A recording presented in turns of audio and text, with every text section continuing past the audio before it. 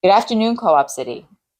Thank you for attending the second forum of Riverbay's 2023 election for the Board of Directors. My name is Lynette Wright, Chair of this year's Election Committee. I would also like to introduce the other members of the Election Committee, starting with Mr. Kenneth Graham, President of the Adler Townhouse Building Association, and Blossom John, who unfortunately could not be here tonight due to competing family obligations. Assisting the election committee is Mr. Jeffrey Buss, legal counsel to the board and to Riverbay Corporation, and Charles Cooper of Smith, Buss, and Jacobs. Unfortunately, Mr. Buss is unable to be here tonight due to a family emergency that occurred, but he has assured me that his family member is going to be okay. Thank you to everybody who came out today in this inclement weather. I know that the weather conditions aren't the best today, but the rain doesn't stop the show. This is one reason that we have our master antenna channel, so you can let your friends and family and fellow shareholders know that this is being taped and that they'll be able to see it on the master antenna channel as well as our YouTube channel when it's rebroadcast and done with editing. So before we begin, we just want to give some general housekeeping. So the first is that the committee had asked for questions to be submitted to us for the past 3 weeks in the CSO office or by emailing riverbay2023election@riverbaycorp.com. We received a number of questions predominantly by email, and some questions we also had from Wednesday's forum. We're going to be prioritizing those as that was the committee's original request. If we're also able to get to some questions that you have today, we're going to do that as well. Any questions that we don't get to today are going to be answered at the forum that's on Wednesday at Bartow Community Center. So just to give an idea of how the formatting is going to go today, we're going to start with the candidates' opening statements. They're going to be given 2 minutes to present. Afterwards, we will start with the question and answer portion of the forum, where they're going to be given 1 minute and 30 seconds, or about 90 seconds, to respond. And then we will we'll start with the candidates' final statements and closing statements, where they're going to be given 1 minute and 30 seconds to be able to conclude. So we are going to start in the order that the candidates were originally selected, starting with Ms. Leah Graham. Everyone, can you hear me? Do I have to hold the mic, this button down? I take it. Can you hear me now? Fantastic. Oh, great. This is awesome. Okay, let me just do this. How about that? Hi, everyone. I am really, really happy to see everyone making time to come out in this horrible weather to be with us at this forum. I'm excited to be running as a candidate in this year's Riverbay Board of Elections. I was actually your prior board director for 6 years, from 2010 to 2016, and then I went back to school to continue my education. The reason that I'm running for the board is because I believe that we can do a little more, we can do better. I believe that I have the experience to help move the needle in this corporation. My background is in business administration and leadership. I'm a management and contracts analyst with the federal government. I have over 15 years experience in management and contracts, and I believe that I can bring to the table, along with my teammate Shannon Montgomery, what this community is looking for. I had an opportunity to meet with several shareholders during our Earth Day celebration, and I heard you loud and clear. You know, you were very concerned about that 7.5% increase, as so was I, right? We realized that, you know, we have many seniors here whose fixed income is more than what SCREE will allow. And this ongoing increases is more than you can afford. And so I believe that this board could use individuals like myself and Shannon Montgomery, who both have background in budget, management, to help this community move forward. Thank you. Was that the buzzer? Okay. You have 20 more seconds. Oh, I do. Okay, wonderful. So we're asking for you to please vote for us. Again, you know, the fate of Co-op City is in your hands. We can't do this without you. We need everyone to come out and vote and help get the two of us on the board so we can help make this corporation better and the community as well. Thank you. We'll go next to Shannon Montgomery for 2 minutes. Warm welcomes, everyone, shareholders. Thank you for coming out. My name is Shannon Uzelda Montgomery, also known as Shannon Montgomery. I want to thank shareholders in advance for their respectful listening, honest questions, and expressed concerns. We hear your cries of outrage. The incumbents will tell you that bills need to be paid, safety is not an issue, and that we're still the best bet in town. However, back-to-back 7.5 increases with additional 2.1 increase next year impacts shareholders' quality of living. We cannot sustain our affordability with frequent high common charge increases. The increases make it difficult for shareholders to meet their financial obligations, and the emotional toll that it takes on us, it's just immense. Not to mention, we cannot continue to excuse board members for their financial decisions and claims of personal safety while shareholders are expressing their safety concerns due to lobbying garage attendant staff cuts. Our claims that despite common charge increases, we still remain the most affordable one-bedroom, but shareholders are being priced out of the community. It is imperative that the board are held accountable for their decisions. All decisions should benefit the cooperative and contribute to an annual surplus. Otherwise, we need to rethink those decisions. We can no longer afford to run Riverbay like a Fortune 500 company, handing out contracts, jobs, and large salaries to companies and individuals standing in line to exploit our inexperience. To avoid financial burden and make unwise decisions, we need an ambitious plan involving all stakeholders, that are you guys. I respect and admire the 5 incumbents seated here before you, but the impact is destroying the very fabric of the community we need comfort and security from. We need to be more proactive in decisions, making a long-term goals and strategies. I ask you today to vote for Leah Graham and Shannon Montgomery. We have the tools that are needed to bring this community to the next level. Thank you. Thank you. Sonia Feliciano. Good afternoon, everyone. Thank you for coming in this bad weather. My name is Sonia Feliciano, a person that you can depend on, a voice of reason for the community. I am here to tell you that, yes, we have challenges, but those challenges can translate into opportunities. I wasn't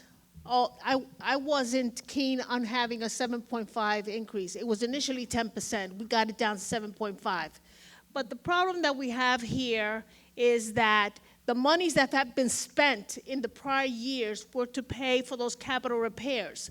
What happened is that we were able to get a $124 million mortgage, $621 million mortgage, but $124 million of that mortgage is being used to address the capital concerns. This is a 50-year-old infrastructure. There's a lot broken. We have a lot, your floors, leaking pipes, and things of that nature. Somebody has to pay for that. We, as a community, are in charge of our community. We are homeowners, and it's pretty sad that we continue to have these issues where we have overages in spending, but there was no malfeasance. There is nothing that's been taken. Everything, every dime that we've put into this community has been to support it and to keep it stable. I ask that you please elect Team Impact, Sonia Feliciano, Bishop Angela Rosario, Bernard Silage, Claudia Sampson, and Andrea Leslie. Thank you. Bishop Angela Rosario. Good afternoon, everyone. You know, I'm glad to hear somebody talk back. That's beautiful. You know, there's nothing greater than a community. A community with understanding that we could work together to be able to make changes that we need to be able to make as changes come to us. The changes of all prices going up all around us every time we go to the store and everything else. This is a great community. In order for us to be able to keep it up, we have to have some increases somewhere. I wouldn't want to pay no more increases at all. But the truth of the matter is that our buildings need to be maintained. Our budget needs to be balanced in order for us to do the work that we need to be able to do. I could tell you anything that you want to hear that will make you feel good, but I don't want to tell you anything that makes you feel good. I want to tell you something that makes you understand the things that are going on in the corporation for us to be able to take the funds that come in so that we could keep this affordable and keep a quality of life that is needed here in Co-op City and all over the city. I always look at how our people live here. We are cooperators.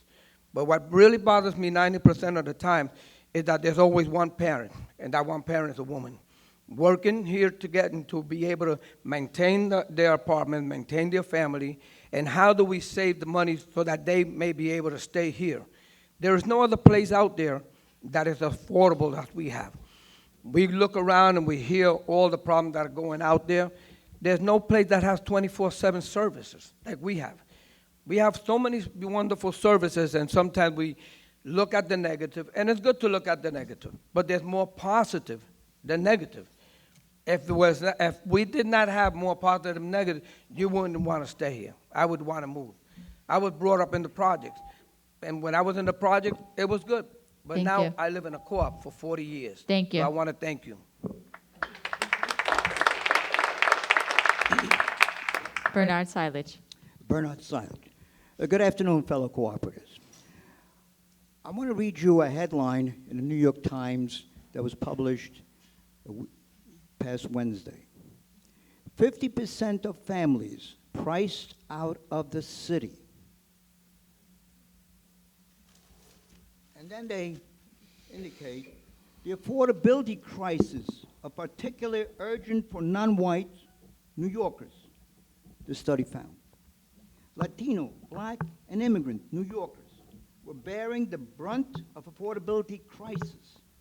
And residents of the Central Bronx, our neighbors, had highest rate of economic instability. What does that translate to? The median rental in the Bronx for one bedroom is $1,900. That's without gas and electricity. What is our average carrying charge for one bedroom? $900. That's after the 7.5% increase. Now, why do we have a 7.5% increase? We didn't want that. We had adopted a budget, a balanced budget, in April of 2021. And suddenly management came to us and told us the following. Do you remember this inflation crisis? Well, let me tell you something how to translate to Co-op City. $36 million was shortfall. Gas went up by $18 million. Asbestos abatement went up by $4 million. Insurance went up by $4 million. How are we going to pay for it without defaulting? What do you think we should do? Not pay it? Not increase? That's our responsibility. Keep this place affordable while keeping it stable and guarantee that you can live here. Thank you.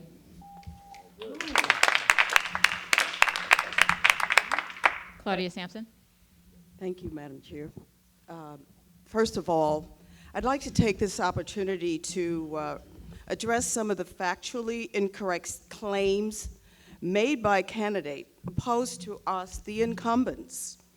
I'd like to take you through a very quick lesson. First of all, we kept hearing there's been a Social Security increase of 7.1%. It is 8.7% across the board. A lot of people here are on one income, Social Security. We get that. That's why we have SCREE, to help those people. But there are people here who have retired from civil service jobs, and they have additional income. So it's not just one thing that people rely on to pay their maintenance. But let me continue to talk to you a little bit about the inaccuracies. There's a charge of lack of transparency. Every week, this board, discusses resolutions that are printed in our Co-op City Times newspaper. We put it on the crawler. We have conversations, we have discussions, but in the boardroom, we coalesce, we collaborate, and we vote. And on this budget, we voted 13-2 for this budget. So there was collaboration, there was no collusion, there was no back deals made in private. We did the best we could. And that is my pledge, is to do my best to make sure that we keep our community affordable and safe. And one more point. We had an open board meeting at which our executive manager, executive general manager, Bob Kleehammer, gave a very detailed explanation of where our bills are and how they are paid. I thought 300 people were there, so we can't say that nobody knew. The people who showed up knows the truth. So vote for my team, Team Impact. Me, Claudia Sampson, Sonia Feliciano, Bernard Thank you. Silage, Bishop Angelo Rosario, and Angela Thank you. Leslie. Andrea Leslie. Good afternoon, fellow shareholders. I'm thankful that you took your afternoon off in this weather to come out to hear us. My name is Andrea Leslie, and I'm running for the Riverbay Board of Directors to be re-elected along with my team, Claudia Sampson, Bernie Salage, Bishop Angelo Rosario, and Sonia Feliciano. I am running because I want to make a difference in advancing the improvements and the progress that we've made already moving forward, and to impact to make improvements in our infrastructure and to create a situation to make us financially sound and improve the quality of life of our shareholders here. I am a 30-plus year employee for the City of New York, and my work daily is improving the lives of shareholders here in Co-op City and New Yorkers who are in crisis. That's what I do every day. I have personally, because of my job responsibilities, I'm a senior supervisor taking care of New Yorkers and citizens here, shareholders here, who are in crisis. So I, more than anyone on the board, understands the brink to which shareholders and other New Yorkers come, and I help to bring them back from that brink. So when I make my decisions in the boardroom in terms of my being fiscally responsible for the corporation, I have that uppermost in my mind when I'm making those decisions. So casually, people will say, you know, we just make carrying charge carrying charge increases with not understanding what the consequences are. I live here along with my mother and along with other family members who are on fixed incomes, and because of that, I'm so sure that we are the team for you to vote for. Andrea Leslie, Claudia Sampson, Thank you. Bernie Salage, Bishop Rosario, you. and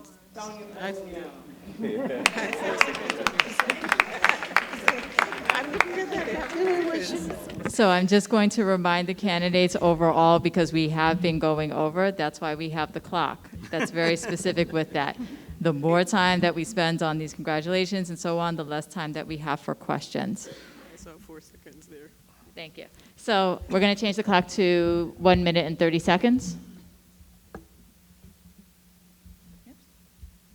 And we're going to get into questions. Sorry. Okay. So the first question we have comes from Elliot Spencer from Building 30B. Sorry. The question is, side note. So we're going to be going in rotation. We're not going to be going down the line so that everybody has an equal opportunity to be able to answer in different ways. So just want to know FYI with that. So Mr. Spencer asked to all of the candidates, how would you address the problem of shareholders that have Christmas and decorative lights on 24 hours a day all year long, generating additional utility expenses? Starting with Andrea Leslie.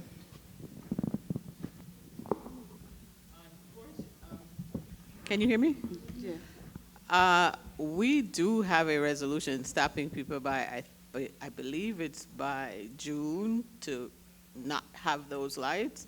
So it should be that we're addressing issues with management, that they take a look at what apartments those are and speak to those shareholders individually, because maybe they're not aware that there is such a rule.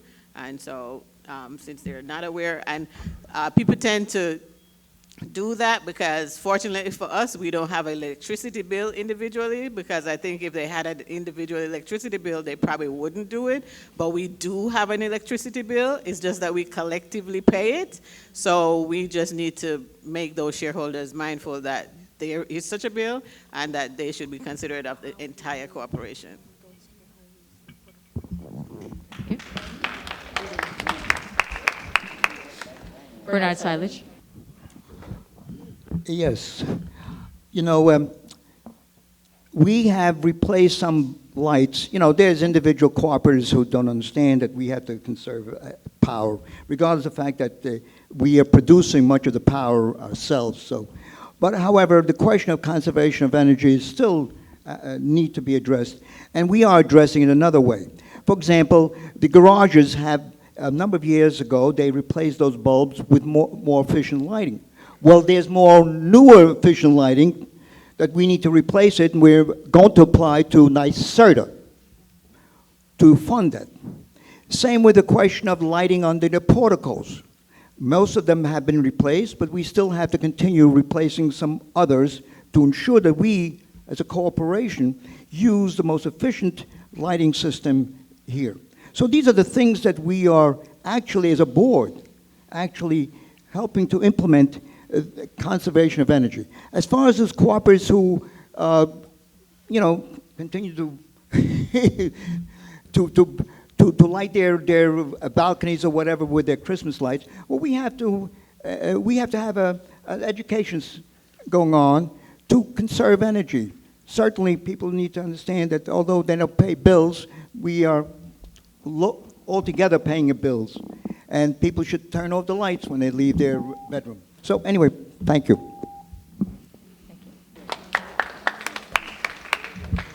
Sonia Feliciano. So I happen to be one of those that go out at night and look up and notice. In a lot of instances, I've reported it to the CSO. CSO has, you know, complied with addressing those issues with the shareholder. And as it was said here, it's education. But then when is enough enough? So basically, you educate them once, you educate them twice, give them a community complaint. And I think that if you keep doing that, they'll get the message. We should not be having Christmas lights year round. That's just, ridiculous already. Thank you. Oh, Bishop Angelo Rosario. Yes, I think that, like Feliciano just said, education is very important. How do we educate the people so that we could save more electricity? And if we save more power, we are able to sell more power that will help us to be able to have an income coming in. Because we don't have income coming in any other way but through our savings and to our carrying charges so that we could do day-to-day operations. So if we try to continue education, there's a law called the law of repetition. We got to keep repeating it and repeating it until someone understands it, that it's important to be able to save lights. If you're going to put up Christmas trees or whatever, or you're going to put up lights on your terrace, shut off all the other lights. Shut off some of the convectors. So many times we don't know where we could save. So we want to be able to find that we want people to feel comfortable, because this is your home. And how do you feel comfortable in your home? I don't want to continue to tell you what to do. I want you to be able to feel satisfied, but to understand that the more you save, the more the corporation saves. So thank you both for Sonia Feliciano, Andrea Leslie, Claudia Sampson, Bernie Salich, and myself, Bishop Angelo Rosario. God bless. Thank you.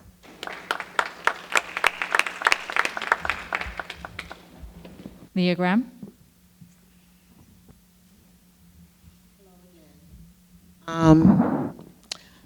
In terms of the Christmas lights being on 24/7, so my experience is, I have over, 20 years experience in managing, and I manage contractors. So for me, we supervise the managing agent, right?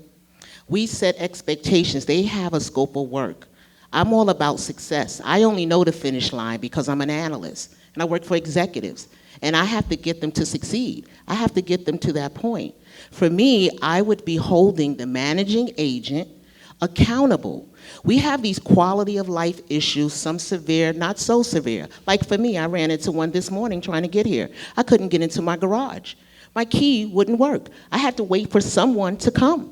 And this is something that I shared many times. I went around the other side to get in. It had a big pond in front of the door. Something else that we had to address. Now, we have 27 departments here. One of them is construction. We've been mentioning that issue about the pond, right? And it still has not been corrected for years. So again, for me, I would be, like we would at work, I would be holding that managing agent accountable for success. You will be evaluated on the success or the failures of this corporation. And if the board put out a resolution about Christmas lights and we are still having that issue, I'm not going to the shareholder, I'm going to the managing agent who we hired. Thank you. Claudia Sampson. First of all, I really don't think that it is the managing agent's problems. We are shareholders. We own this place. The managing agent does not. We live here. If we are offended by those types of lights, we have a voice. We can use it. We can lodge a complaint. Maybe not so much gets them unfined, but give them a warning. And I don't think we do enough of that. We put the burden on the managing agent. We should put the burden on ourselves. If there's somebody who's doing something that is offending you and you think it's hurting the corporation, then you raise your voice. I'd like to switch a little bit to the EV chargers. I think that our team has put forth a resolution to install EV chargers, electric vehicle chargers, in our garages. Why is that important? It will bring income. I am about bringing income to this place, not taking money out of people's pockets, not hitting them with fines. I think we are an adult cooperative, for the most part, that can make informed decisions. There are people who will bend the rule a little bit too much. That happens everywhere. That's human nature. But I'm not offended by those lights as much as I'm offended by people not speaking up. And stop blaming our managing agent. Thank you. Shannon Montgomery. We pay the managing agent for specific reasons like this. I'm not paid to manage the corporation. What we're asking shareholders to do is to be the judge and jury. Some people have Christmas lights up for specific reasons. If we're getting into Christmas lights, then we need to get into leaving the television on all night. We need to get into leaving your lights on, leaving your kitchen light on. So there are several ways that we can do energy-saving tips for shareholders, but what we can't do is hold shareholders accountable for other shareholders' actions. That's why we paid, I believe, over $500,000 a year for Douglas Elman to come in and do the job, and for the board to oversee the management company to do the job. Why are we asking shareholders to police other shareholders? That's not what we're here for. We are here to make sure that who we hire is doing the job that we are hiring them to do. Why should they sit back and do absolutely nothing while we're policing each other? That doesn't make any sense. It boggles my mind that we're coming up with solutions that we should solve. No, then then pay us. I would like to get paid to go to a shareholder's home and tell them, hi, can you lower your lights for Christmas because it's July and we want to get summertime on, so please do us a favor. If you're paying me to do that, then yes, but we're paying management company for that. Thank you. The next question comes from William Rabis. My apologies if I mess up your last name. From Building 13. William asks, during the pandemic, the barriers that prevented the public from cutting through the grass areas around the buildings were removed. I find it unappealing that these paths cutting through, to see these paths cutting through the grass areas. For the incumbents, if you were reelected, will you make it a priority to put them back? And for the new candidates, if you're elected, will you make it a priority to put them back? So what the person is saying is that sometimes you'll see that there's grassy paths that have track marks because people have run through them so many times. But with the scaffolding that's been up, that's not possible because you can only go on the roads. So he's asking, how exactly would you address that issue, or would you be willing to address that issue? Hold on. Is that Leah? Is that you? You have a question? I'm not sure, how do we respond? Do we raise our hand? Oh, no, I'm gonna let you know. That's okay, give me a thank sec. So the first person to respond is going to be Claudia Sampson. Thank you very much. I remember before we had the scaffolding and the bridging, that the people would cut across the greenway, and I would say, why are they doing that? That's making our grass look ugly. And then somebody pointed out to me and says, we are creatures of habit. People are going to take the shortcut. All right, you know by math, the shortest the distance between 2 points is a straight line. People are going to go in a straight line. So what did they do? They paved it over, and that's what you're talking about. People can't use that path that we created by repaving it over so they could have that easy access, so they can push their shopping carts, their strollers, whatever. Now we have another situation. We have bridging. We can't do anything about the bridging. Local Law 11 mandates that we fix the facade. If you go into Manhattan, you go to anywhere, you see these ugly monstrosities in front of these beautiful buildings. We just have to be a little bit more patient. Once the bridging comes down, then people will have access to the paths that they created. Okay, it is nothing more frustrating for me to see our property turned into this place that has the hodgepodge of paths. But that's what people wanted, and so we gave it to them. And now they are complaining they don't have access to it. It seems like we can never make everyone happy. We do our best, but be patient. We will get back to your path, allowing you to cross your path. Vote for Team Impact. Thank you. Thank you. Andrea Leslie.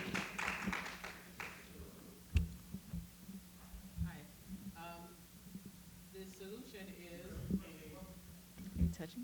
Bring it down, the mic. Bring the mic down. no, it's not. David? It's on. No. The solution is for us to, those paths are usually temporary, and it's usually around wherever local law 11 is happening, because as Claudia mentioned, people don't want to take the longest routes. We have to bear in mind too, some of our shareholders have disabilities and have mobility issues, so they may not be intentionally doing that. And I know almost in by Dreiser, at one point in time, to come from Dreiser to Co-op City Boulevard, after shareholders made a path for a while, we eventually just created an actual path and paved it. So that might be a solution, because the shareholders are telling us how they want to cross the community, because they're usually trying to go to the supermarket or something like that. So sometimes those paths, although they originally look horrible, end up being paths that are making the community more accessible to shareholders. If we're doing that, usually after the scaffolding is taken down, and we see those paths, management has gone and created paths for us. If it's not workable, then we don't do it. But we have to, be judging as to, we don't want to have our greenway full of paths. So we're going to create a balance in terms of those paths to make it accessible and making sure that we actually have open green space. Vote for myself, Andrea Leslie, Claudia Sampson, Bernie Silent, Thank you. Bishop Rosario, and Thank Sonia you, Ms. Leslie. Feliciano. Shannon Montgomery. This seems to be like a landscaping issue, and the wonderful thing about nature is it replants itself and it can regrow. I think we need to look at the quality of workers that we're hiring, because they are some of the most abusers as well. They're putting things on the grass and on the ground, and they're creating their own paths to make it easier for them as well. We have to also look at how we're asking them to take care of our landscape as well. It's not only the shareholders in the community, it's people that are not from the community, and it's people who are building. If you're hiring staff that could care less about the community, they're just trying to get the job done, then they're going to do whatever's required. It's up to the board members to let them know, when we hire you, before we sign this contract, understand that our landscaping is very important to us. And then you relay that message to the shareholders and let the shareholders know, we're trying to keep the beautification of our community. So if you need to create a path, or if it's an emergency situation, then please, you can do this or you can do X, Y, and Z, but we need to have a clear understanding and a path of rules and regulations for what you're requiring people to do. The assumption is you should know, or this is your community, you should know not to stand on there. But if there's an emergency, there's a senior citizen, or somebody's in the neighborhood they don't recognize and they need to make a quick getaway somewhere else, they're going to use that path. We have to also hold those who we hire accountable for making sure that they have clear paths as well. Thank for you. us. Leah Graham? I'm going to say this over and over again, right? We hire a managing agent to do work in this community. The person that we hire to take care of our community is responsible for every aspect, every department in this corporation. That's our community. What we need to be doing as board directors, and we supervise the managing agent, we pick the managing agent. We should not get involved in day-to-day. And when we evaluate the managing agent and we sit down and say, hey, this is the way that the process should work. Based on the contract, this is what you are supposed to deliver for success. And that includes some of the scaffold and holding contractors accountable.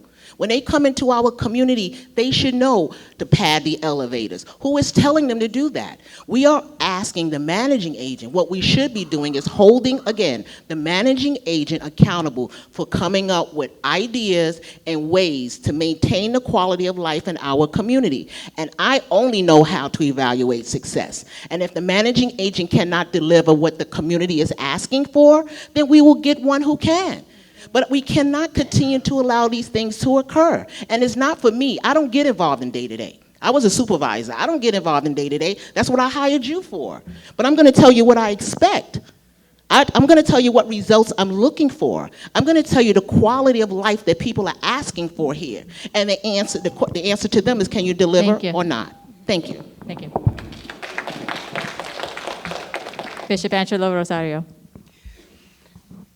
I'm trying to figure out how we continuously try to find a solution when there are other problems around that, the bridges and things like that, to try to fix our buildings. But our management company is true, they are supposed to be held responsible. And the moment that we hold them responsible, we give them the idea or the goals of what we want and how to make that become a reality. We have greenways that are hard to be able to actually keep them up. I don't know if you're aware that a lot of our ground here, we have a lot of dirt up on top of it, but underneath it has sand. So sand does not hold water. So that means that it takes a lot of water in order to keep the grass and in order to be able to do the work that needs to be done. How do we maintain it? But now, as shareholders, we have to have a responsibility to try not to walk through the grass. That is our responsibility, so that we may be able to save even more money, because the more people walk through the grass, the more money we have to invest in order for us to keep it up. So we need to be able to find a way, how do we balance it up to be able to have the right words so that we don't fight against each other, so that we could work together as a cooperators and the management team and the board. Because it's not an easy place to have this, to do the work that needs to be done. Thank you. Sonia Feliciano. I think it's also creating a balance and looking at what's feasible. I know a couple of weeks ago I was over by Erskine, where there is a huge greenway. It's beautiful, but it looks like they're trampling all over it, and the grass is it's not looking well. So one of the things that we're doing is, as soon as the weather gets better, they're going to look at creating some paths where our shareholders can walk. But we also, as shareholders, need to be held responsible, and we need to allow, like I said, an even balance. I personally think that we shouldn't be trampling over the beautification of our lawns and our grass. That's, Co-op City is beautiful. But we also have to hold ourselves accountable and to a higher standard. And that's what we need to do as shareholders, but we also know that we, as shareholders and as a board, we need to hold our management team accountable as well. So thank you. Please re-elect Team Impact, Claudia Sampson, Bishop Angelo Rosario, Bernard Silich, Andrea Leslie, and Sonia Feliciano.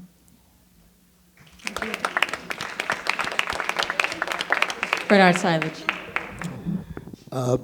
One of the things when people moved here is we have to change their thinking. What are we? We're co-owners, aren't we? Every bench, every tree, every piece of grass is ours. It's not management, right? So what do we do? When the workers leave after their 8 hours, what happens? You go into the elevators, boom, they just finished cleaning. Boom, suddenly there's water spills, garbage on the floor. Who does that? We. We have to change the thinking of our cooperatives. So when they go across the grass, whose grass is it? It's theirs, not management's.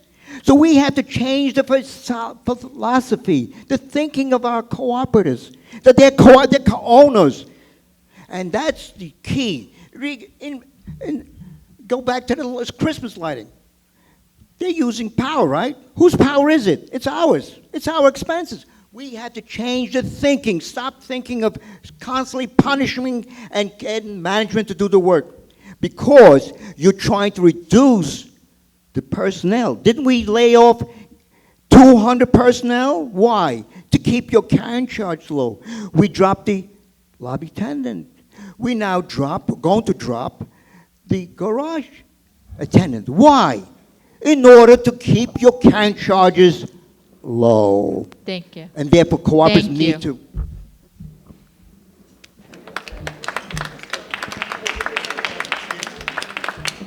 So the next question comes from Ronald Stewart in Building 1B. Ronald wants to know, it's a question for all of the candidates. What is one idea that you have for reducing our expenses and/or increasing our revenue so that carrying charges will not increase? We're going to start with Bishop Angelo Rosario.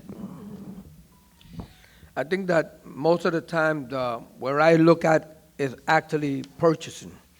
How do we purchase in order for us to be able to save some more money? It's hard to cut even purchasing because this community is so large and everything continues to go up. But if we could buy better and try to find a way of saving through our contracts, and also by bringing in other contractors that are going to be working in the community, it probably will save us some money. There's a lot of other things that we have trying to do is how do we save money with convectors? And how do we change that? How do we, for 40, 50 years, we've been fighting with our convectors. So Bernie and the group are trying to be able to do something to minimize the leaks that are there. We minimize those leaks, we save thousands of dollars. If we fix our risers, it saves millions of dollars.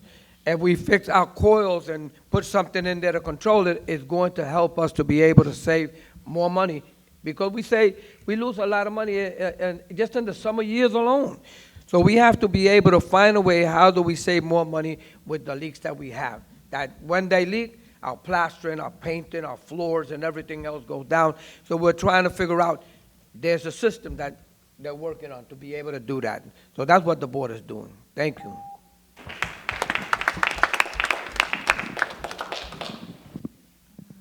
Sonia Feliciano.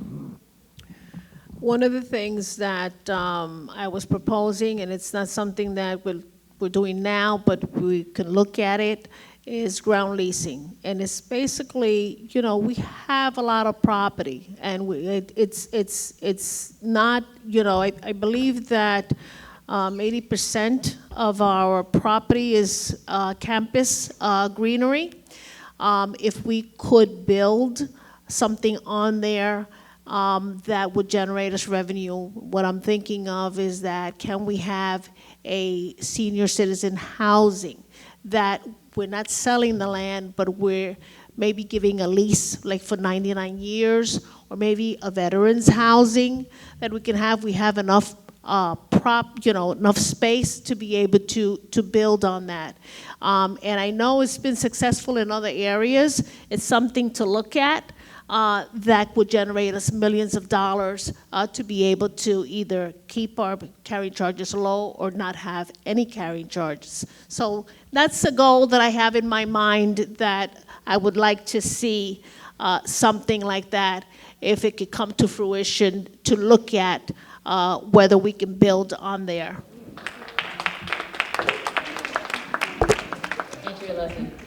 Andrea Leslie. Hi. First of all, I'll be honest, I will not guarantee that there will be no carrying charge increases. We went through a period of time when we had zero for a period of time. We're paying much, much more for those zeros that we didn't have. So, because we have an aging infrastructure and we're not going to be able to avoid that. And I'll tell you also, we have a HUD-backed guarantee. We have a HUD-backed guarantee guaranteed loan, and they were mandating as part of our contractual agreement that we have every single year at least a 2% carrying charge. We were able to negotiate that we would, when it's responsible, when it was needed, that we would go ahead and have those increases. So what was needed, and not that 2% mandated. So we don't have that. So we have looked at, my issue has been, we're supposed to be at 2080 income source, and or 20% other than her shareholder carrying charges is what I think we need to be working on to improve, so that our portion of that balance is reduced. And so that can come from our commercial tenants, any other sources that we have. We have a recycle program that we haven't been making money in, but we need to improve on that.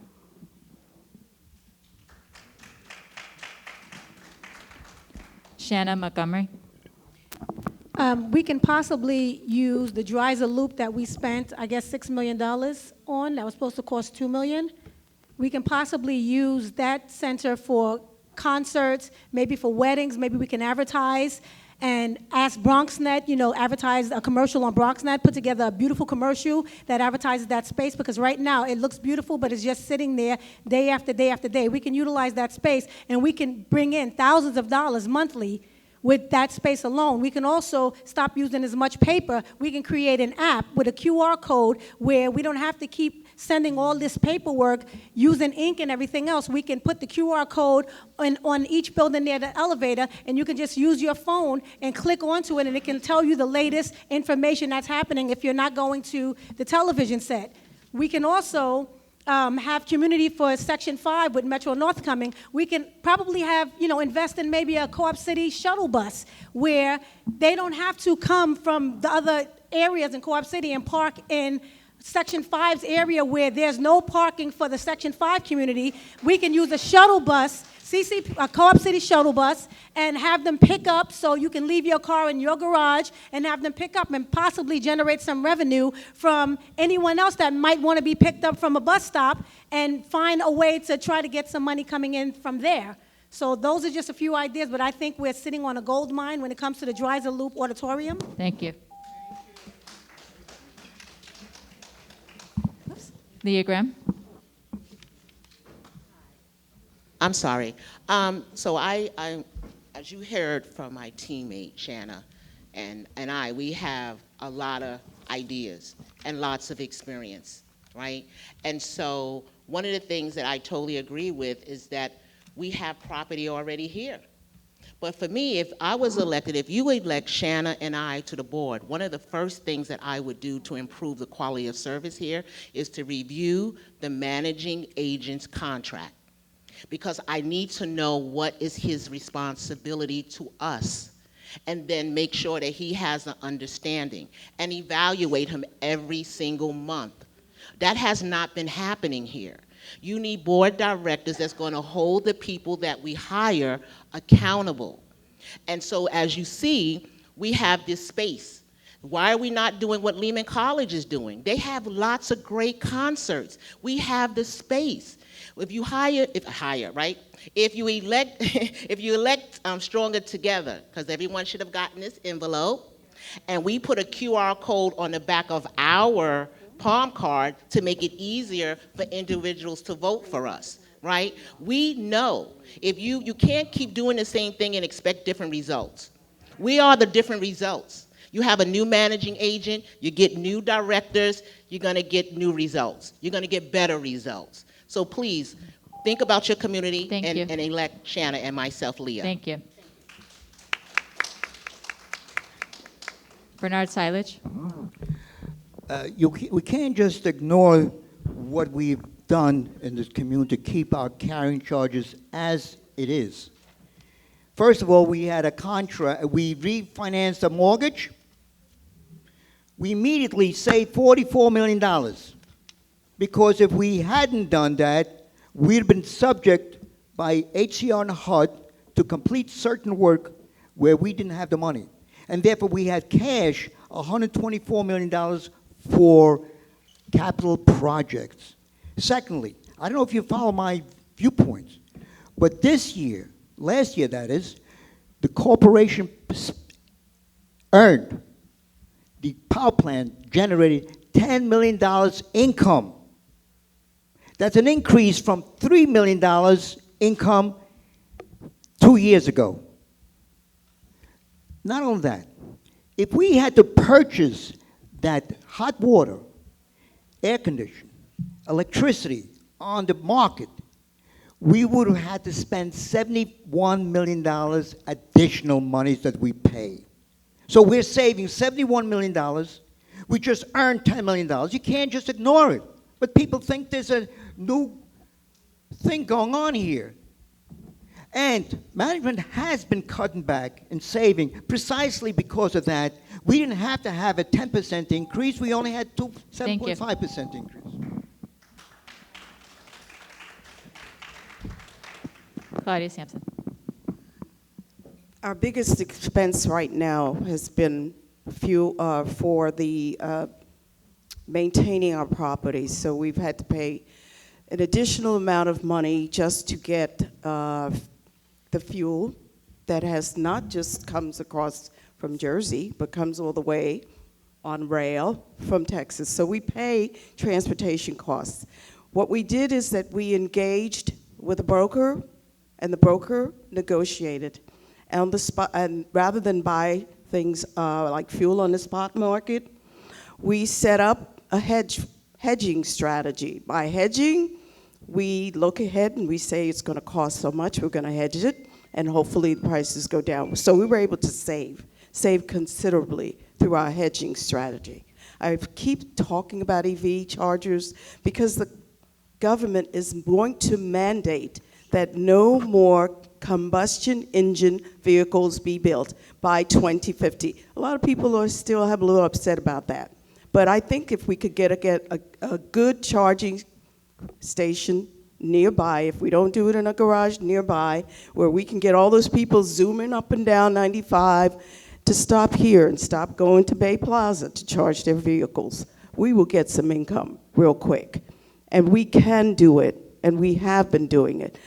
So elect Team Impact. Thank you. The next question comes from Denise Gerald of Building 25. Denise asks, a while ago, I saw a board resolution that would mandate shareholders to give Riverbay all keys to their apartment for emergency entry. Are you or are you not in favor of such a resolution, and why? Starting with Shanna Montgomery. I would be against something like that. With the day and age that we live in, we don't know who we can trust. We don't know who to put our trust in. And We don't know who we're hiring. We don't know the background. We don't know what anyone is capable of, unfortunately, but that's, where we live. So I would say no. I would say maybe alternatives or finding out who can be home or something else, but I would feel very uncomfortable asking shareholders to relinquish their keys and let somebody come in for whatever purpose. So that would definitely be a no for me. Thank you.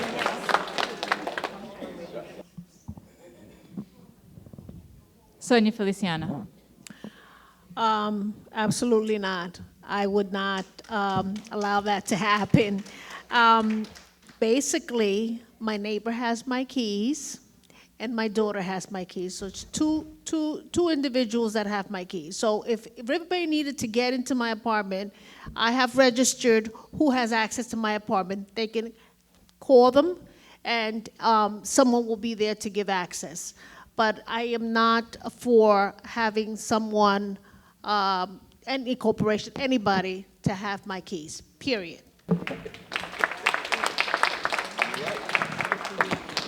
Bernard Silage.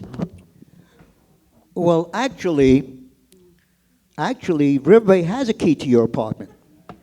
Yes, they do.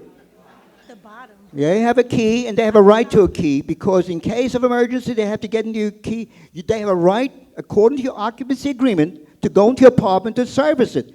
Listen, if you have a leak above, on the floor above, and management can't get in, what's going to happen to you? You're below. They have to get their emergency. They can't wait to get the neighbor who's not home to get in. They do have a key. Your key, the master key there, you put another key in. Now, what happens? What happens in emergency? They have to break in. And you know what happens to you in your apartment? So the question is, yes, if they have a right, of course, they have to be properly warranted. They have to be properly permit to get in there. You just can't get anybody. Management has to have people and individuals who they can account for to go into the apartment, and they do right now. So the question is, how do we make this place efficient? Stuyvesant, I went in there, and they have a vault for every apartment with keys for that apartment. And they don't release those keys unless somebody signed off on it. They keep tab on it. But you would want that. You'd want somebody to go in there and not break in to service you, your apartment, and Thank apartments you. above you.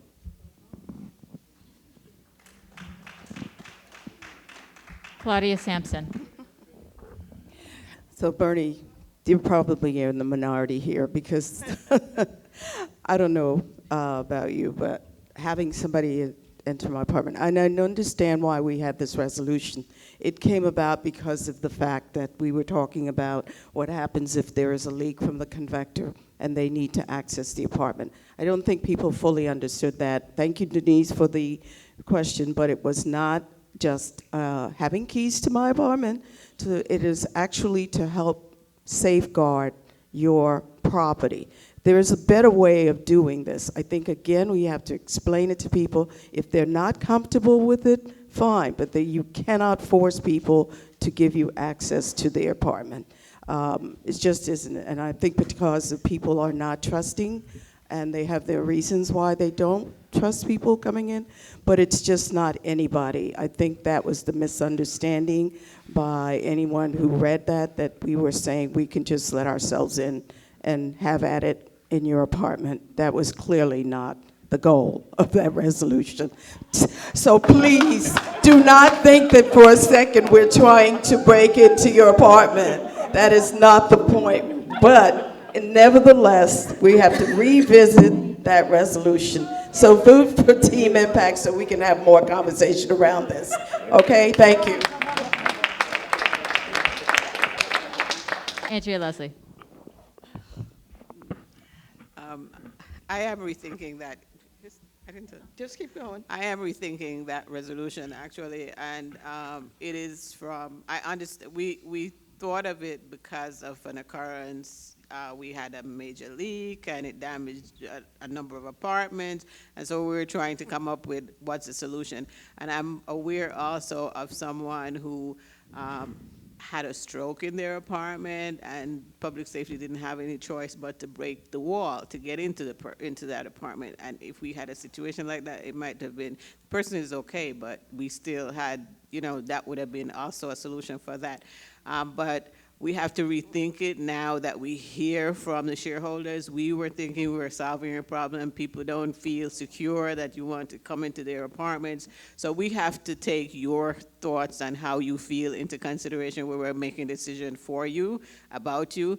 So it's something that we have to rethink, and how we will resolve that issue, trying to, you know, secure life and property. So. You still have time. Oh, I do. No, I don't. The time right now. No, I only wanted to remind you to vote for myself, Andrea Leslie, Claudia Sampson, Bernie Silage, Bishop Rosario, and Sonia Feliciano. Thank you. No problem. She did have 30 additional seconds, so that's why it was fine. Leah Graham. Yes, so the question was regarding the resolution. Has it passed, or is it the first read? No, it didn't pass. Okay. It failed. It failed, okay. Speaking on resolutions, you know, creating a policy that affects this community is very important. It's a very important task for any director. It's really what we do as directors, in addition to managing the agent. So it would have been an absolute no, but I would have never even wanted to have that conversation, because I only want to discuss things that's going to move the needle for this corporation. Now, you know, by voting for Shanna Montgomery and myself, Leah Graham, we have taken these things into consideration. And it has nothing to do with convectors. That's a different topic on how we would correct convector problems. But when we talk about the safety of people in their homes and how emergency responses could get to someone in an emergency situation, that is really the topic of conversation. So for me, with these resolutions like the one that was just passed in March, where we're going to have a 2.1% carrying charge increase come April, and we just got a 7.5% increase in January, it's taken us very close to the 10% that they wanted. Thank you.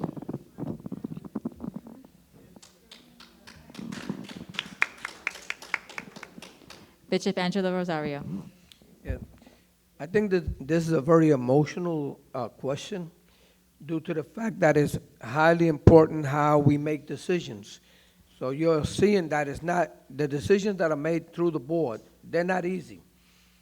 Every decision has to be thought through very careful to try to make the best decision that we could in order for us to keep our cooperators safe, and plus our buildings, that they are safe also. To me, I would say no, but if I look at it and try to figure it out, I still want to be able to say, wow, that has to be thought over a little bit more. I could get away with a lot of stuff because I got a lot of family that lives here and they know where I keep my keys. I got good people and good friends that they know where the key is at, so I don't have that problem. But I know that there have been people that live here that had a heart attack in Building 10 and no one could get to them. So how do you help the person when someone calls and they make a call and then they got to break the door down, they got to break the side of the wall to get their hand in there to help that person? If we know where the key is at least we get in there quicker. God forbid a coil breaks, the same thing. Anything of emergency that's going to save us. So it's a thing that we have to rethink it over a couple of times, not just say no to everything that we hear. Once we analyze it and we figure it out, then we do make the best decision that we could. Thank you.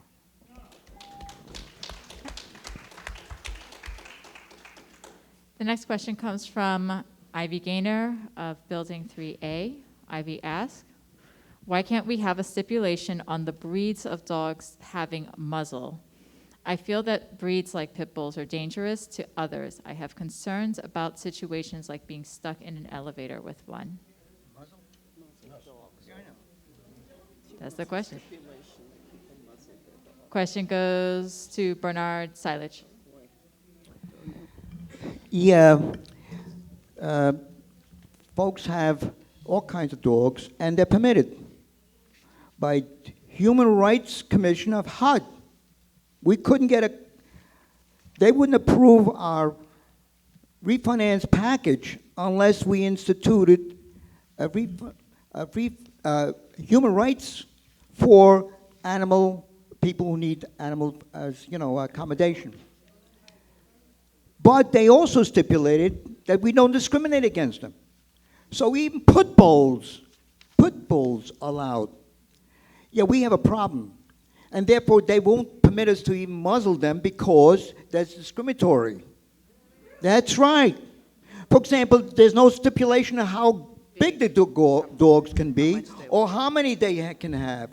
That is what we are under the requirement by HUD's human rights. So therefore, we tried to go to courts on that. We lost. $250,000 it cost us. So yes, that is beyond our control. I'm sorry to tell you. And of course, vote for the impact team. Sonia Feliciano, Angela Rosario, Claudia Sampson, and Andrea Leslie, myself. Thank you. Leah Graham. Hi, so we need your help. Shannon Montgomery and myself, we need your help so that we can get on the board and address some of these issues that have not changed since I left the board, right? I left the board in 2016, this is 2023. Again, you keep accepting the same, you're not gonna get different results. When we talk about the rules, the reason that the rules differ and everywhere, they fall under the federal government reasonable accommodation rules, right? And so Shannon and I have on our platform that looking at the dog policy, we want to enhance the dog policy. Neither Shannon or I have a problem with following regs. I'm federal government, my parents are military vets, I'm very crystal clear on following the rules. My work ethics and integrity is there. That's why I'm running, because I want to bring that to the table. That's why Shanna is running. She wants to bring that to the table. We have on our platform that we want to look at the dog policy. We want to have a conversation with the managing agent that we hired. I'm going to keep saying that. I don't get involved in day-to-day. I need to know what his ideas are. The way that this process works is the managing agent in our committees is what brings ideas to the board to create resolutions. We don't just make up resolution. I can't just walk around and say what I want to do because it's not about me. Okay, thank you. Thank you. I'm sorry. I apologize. Right. Thank you. Sonia, next, please. I'm sorry, who? Me? Sonia. Somebody said in for Lynette. You're next. Oh, okay. I'm next. Okay. Wait, just really quickly before we begin, there's no campaign flyers, so if there's flyers up front, please take them down. Okay. Start. Your name was called. Okay. I'm sorry. So this is a concern that I took up with legal not too long ago, and I keep reiterating it to see something that if there's something that we can do differently. Dogs are here to stay. We have 874 registered dogs, and probably countless others that are not registered. So according to the American Disabilities Act, we cannot discriminate. So we can't discriminate on breed, size. We just can't discriminate. So we're trying to do things a little differently by identifying areas of opportunity, and we're engaging our Corpus City Police Department, CCPD, to be able to help us with that. And it's not only dogs that need to be muzzled, it's dogs that are pooping and no one is picking it up. And that's not everybody, so I'm not, but we have to be respectful of, those that have accommodations, but they also have to be respectful of those shareholders that don't have pets. So we're going to keep working on it in terms of, trying to find a happy medium between those that are dog owners and those that are not. Because I kind of feel sometimes that my rights are being infringed upon because I don't own a dog. So we're going to keep working on that, and hopefully we'll come to some kind of resolution. Thank you. Bishop Angela Rosario. Yeah, dogs to me are very, very special. I just don't like them in my house. And, and the truth is, that we are supposed to take care of these animals, whoever they are, and those that are chosen to be able to take care of them, they have to learn how to take care of them. And then they also have to be considerate about their neighbor, because there are people that are afraid of dogs. There are children that are afraid of dogs. There are also people that are allergic to dogs. But the law has to be balanced. And how do we balance that law? The only way that we could fight that law, the law that is there, is to go to the city council or through Albany. But that means that it doesn't need the board. It needs all of us, that we could fight to be able to get those laws changed, or at least modify a little, so that we could all live happily in a community like this. My kids moved out of Co-op City. They have houses outside. They all have dogs. When I go to their house, I tell them, keep your dog away from me, okay? I don't like dogs on me, but that's me. But they love them, and my grandchildren love them. So you're respectful to those that are able to deal with them.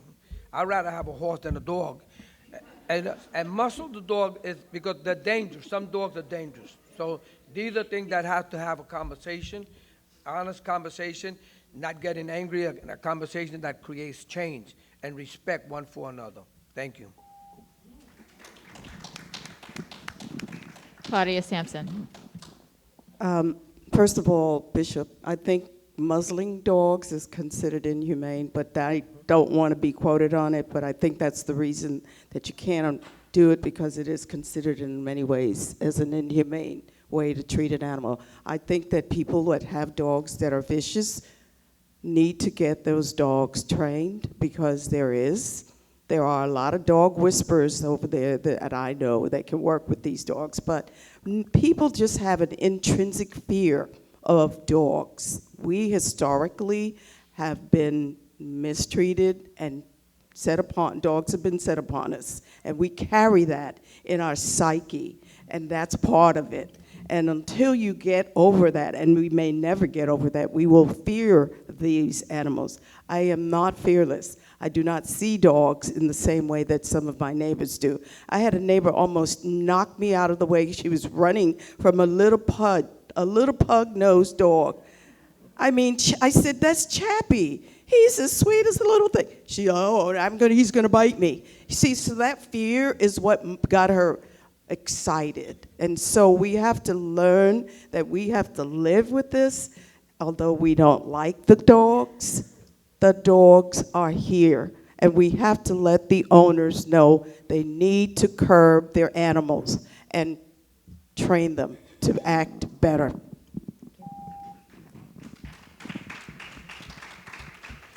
Shannon Montgomery. If you can't beat them, you join them. These are still shareholders with animals. Some need them for care and emotional support.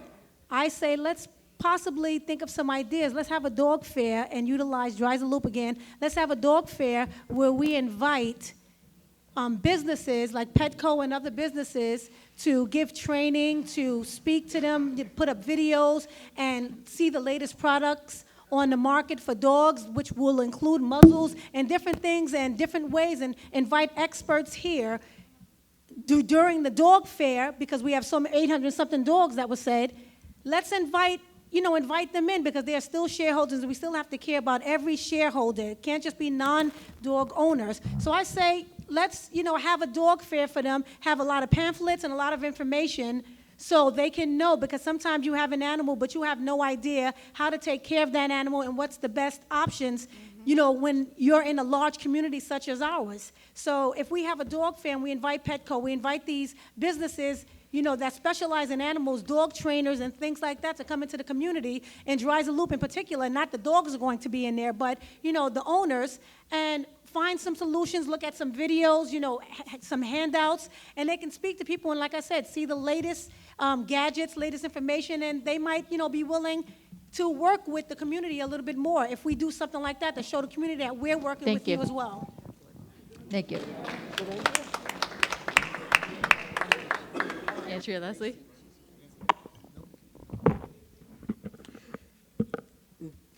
I understand the fear, and what I try to do whenever I get to an elevator and I see someone with a dog, I generally ask them if they want to go or I want to go or they want to let me go, because even though I was raised with dogs and I have been bitten by a dog, I like to, keep my safety in mind. So if I don't have to get on the elevator, I'm not getting on the elevator with the dog. So that's the first thing that I try to do. So, there's no, because some dog owners too are offended if you don't want to get on the elevator with a dog. I just said, I'm sorry, I'd prefer not to, so you go or I'll go. And we just, we're neighbors, so we tried to resolve the issue that way. And as was said before, what we're abiding by is law, so if we can try to change the law to accommodate more people who don't want to be put upon by having a dog, whether it's a fear or not. So we're gonna have to work with that in that way. So if it's something that we don't like, that's usually what we have to do, work and work until we get it changed. It's gonna be balanced, because they're not gonna say no dogs, so it's just accommodating dogs. I ask for you to vote for myself, Andrea Leslie, Claudia Sampson, Bertie Salad, Bishop Rosario, and Sonia Feliciano. Thank you. Thank you. Thank you, Andrew. So I'm trying to be a woman of my word and end at 5 o'clock, because I know y'all have things to do. So I think we can get to 2 more questions. I'm going to try. So the next question is kind of a combination question from Phyllis Streeter and from John Gale. Phyllis Streeter is 29B. John Gale is 11B. Questions are you in favor of having docking stations for e-bikes and scooters? And this is not y'all's question, this is their question. And the other question is, would you be in favor of bicycle stands for the delivery drivers that we have in the community? Starting with Sonia Feliciano. I'm not, from everything that has happened with the e-bikes, the fires, folks getting burned, some fatally, I'm not, proposing that. It's unfortunate, but we have a problem, and we don't want the problem here in Co-op City. So I would not be, in favor of having e-bikes, especially now when no one's been able to determine what kind of battery. They're saying that if you're buying a low-level battery, chances are that it could explode. And that's being taken up by the legislature. So I guess it's kind of a wait and see as to what they're going to be doing. But right here, we're not. And there is a resolution in place that was sent to HCR that if we find that you have an e-bike in the apartment, it's a $1,000 fine, and it starts to double.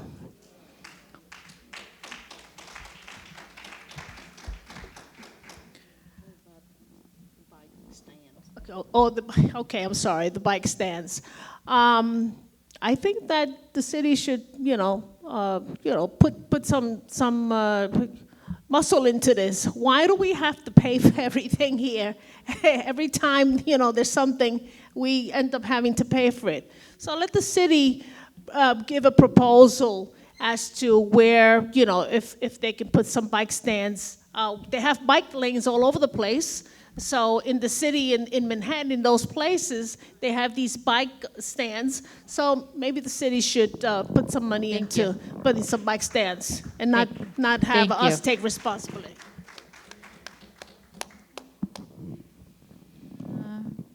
Bishop Angelo Rosario. I think that bike stand will be a very good thing to have, so we don't have all those bikes thrown all over the place. Let the city help us out, or even the owners of the company. You know, they should be able to put up the money, it's their bikes. So they should be able to be held responsible. I always think that, you know, if we all come together, we are able to make a lot of changes. I believe in numbers, and numbers make changes. If we all complain and talk about it and write letters, we are able to do something. I mean, some of our board members, they have already attacked the problem and spoke about it and sent letters out to try to work it. That's why the board working together, we are able to make changes instead of pointing fingers. We don't point fingers. We should be able to say, let's resolve these problems that are there. E-bikes are very dangerous, especially in a high-riser. In a high-riser where you have so many people living together, that is very dangerous for your neighbor and for everyone else that is there. A one-family's house is dangerous also, but you got one person there. But those of us that live here, it is very dangerous for all of us. You know, so I believe that we have to be able to be more aggressive and work together to try to create the changes that we're already trying to make those changes. Okay, so I want to thank you. And remember, both for Bernie, both for Sonia, both for Claudia, Sansa, both for Andrea, and don't forget me. Thank you. Thank you. Leah Graham. I think you know what I'm going to say, right? Yes. We hired a managing agent, right? So I'm going to answer the question. I'm yes to bike stands, right? I'm yes to bike stands for a lot of reasons. One, we know that it's a healthy way for us to keep our hearts moving, right? To ride bikes. The e-bikes also, I don't believe that e-bikes should be in anyone's apartment. We know why not, but we should have a place. Even establishing a place for motorcycles, bikes, e-bikes, and bicycles, because a lot of people in the community, again, we're talking about quality of life, say that the motorcycles are taking up parking spaces, right? So if we, the managing agent, right, with their creativity, because that would be the first thing I'm going to do if I'm elected. I want to have a conversation with who we hired, and to know what kind of relationship you have with the city and state, because there are things that we need that we shouldn't pay for. We already are going to have the 2.1% come April of 2024. The board voted for 2.1% increase. So we just got the 7, right, in January. We're going to have a 2.1 come April. So I don't think we should keep paying out of our pockets. Anything we need shouldn't be on the backs of the shareholders. So I would be expecting the managing agent to work with the city and get back to us. Thank you. Vote for me and Shannon. Bernard Silage. First, let me just set the record straight. When the manager comes to us and presents a budget, it's a projected numbers based on historically what is happening, what is prices going up, what expenses are. It's not comes out of the air just because to punish you. It's because to ensure that we can pay your bills to make our place livable. Now, when they talk about we may need an increase, we voted for it to project it. Comes next year, who knows? Maybe the prices go down. Maybe there'd be deflation, not an inflation. Certainly we'll evaluate it, and we perhaps won't need an increase.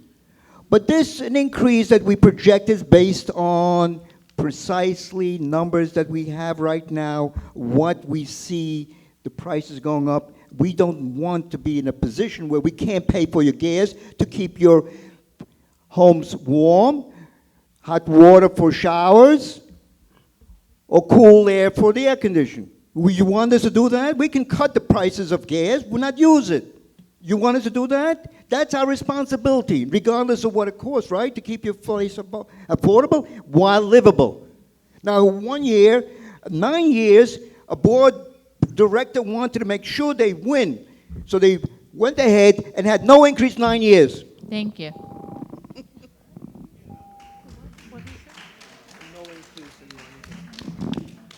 Shannon Montgomery. For the docking stations, especially for Section 5, I think, to alleviate a lot of the traffic jam and a lot of parking issues, scooters, the electric scooters, and some bicycles, and places you can park them, I think that's a good idea, because we just have to be realistic. And moving forward, like, we can easily say, no, we don't need these, and we need to do this, we need to do that. But technology is advancing.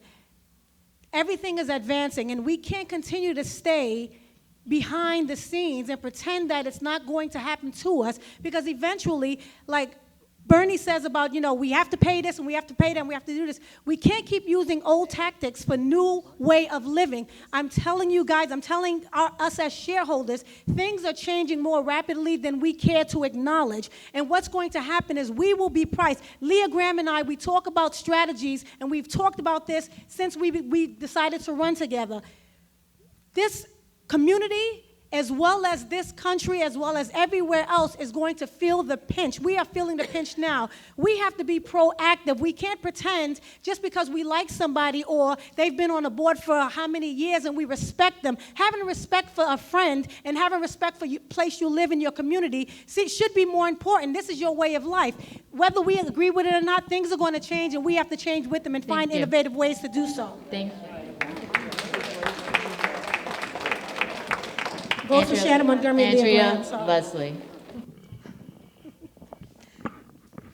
I am yes for the bike stands. As a matter of fact, I've talked about before trying to encourage the city to put bike stands, especially around the community centers, so that people are able to use that.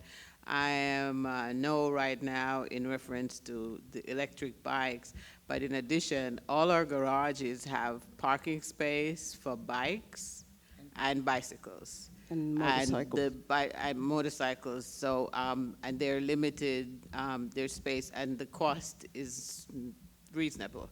I think for the bicycle is like $12 a month or it's very reasonable. So it's not that there are no places for you to park. You don't have to leave your bicycles and bikes and motorcycles on the street. The garages have sufficient space for that. And I'm not aware of a wait list for any of those things.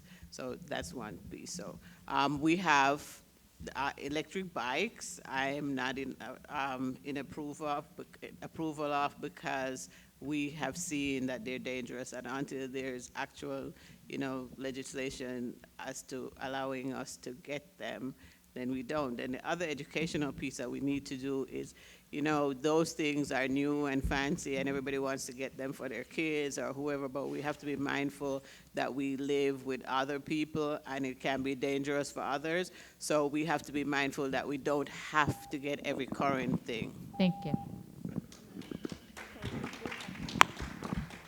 Claudia Sampson.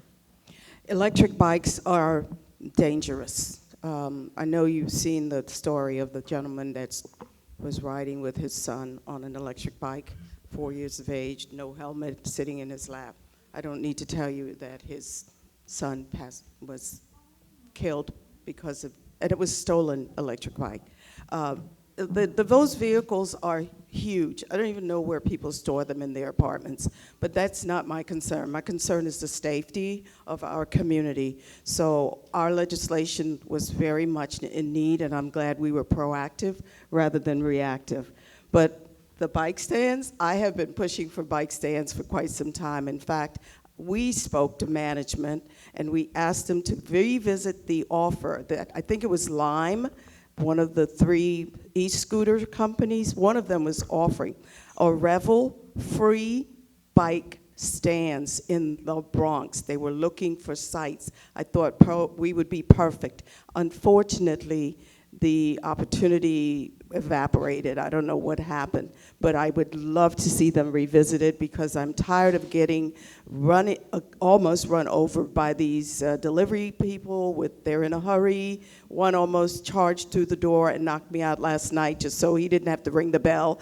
And I tried to speak to him, and he was certainly not having it because he wanted to get to the elevator and get out. So we have to work on that problem. Thank you. Thank you. All right. So this is going to be our last question of today. As I said, with the additional questions that you asked, we're still going to have another forum on Wednesday at 7:30 in Bartow, so I'm going to save those questions for there.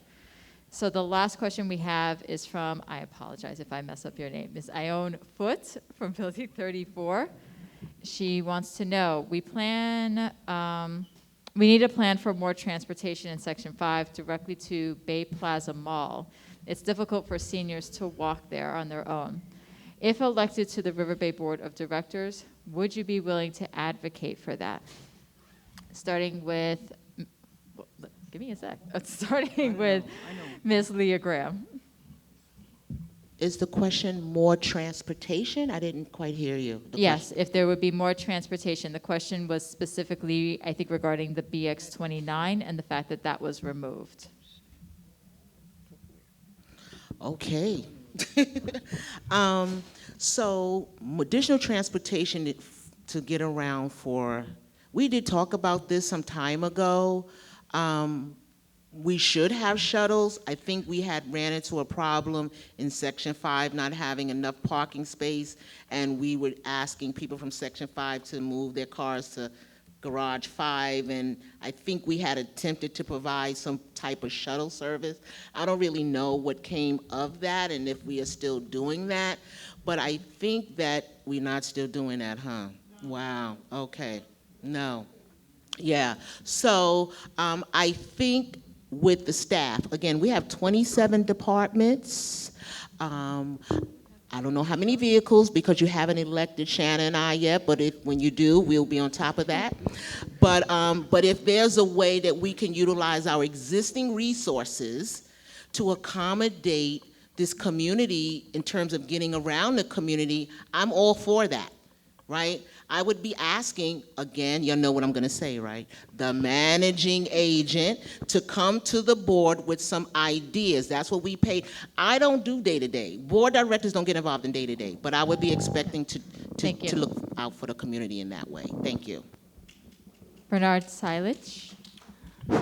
Well, actually, the board did take some actions in regard to that issue of trying to accommodate the shuttle system throughout the community, not only for Section 5.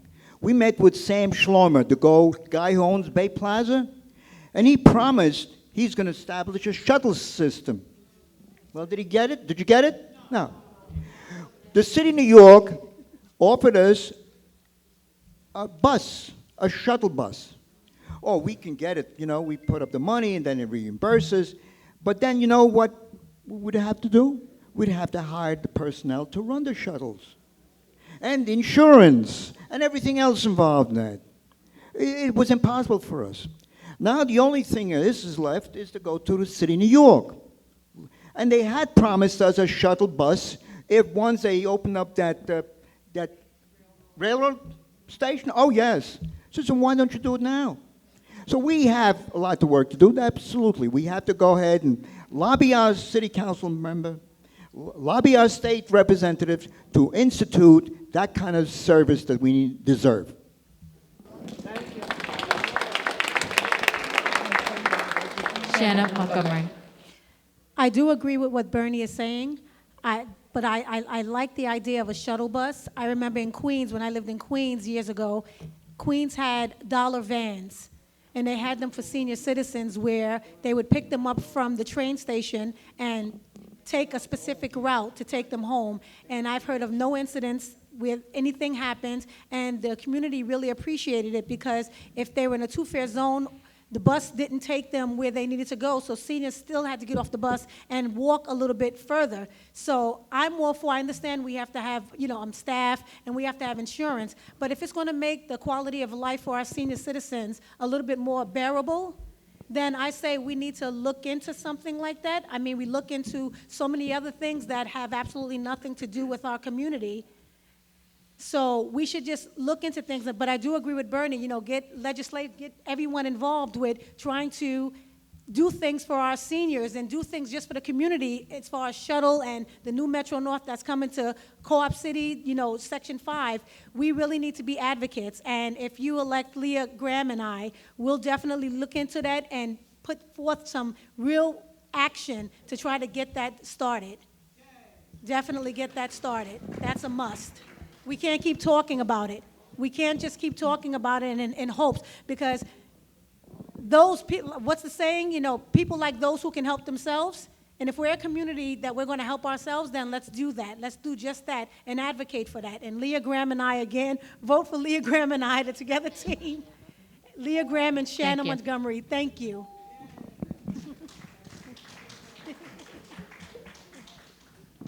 So once again, to the audience, even though this is the last question, if I can hear you up here, I know that means people around you can hear you. And if you're nodding, that also means that you're potentially talking.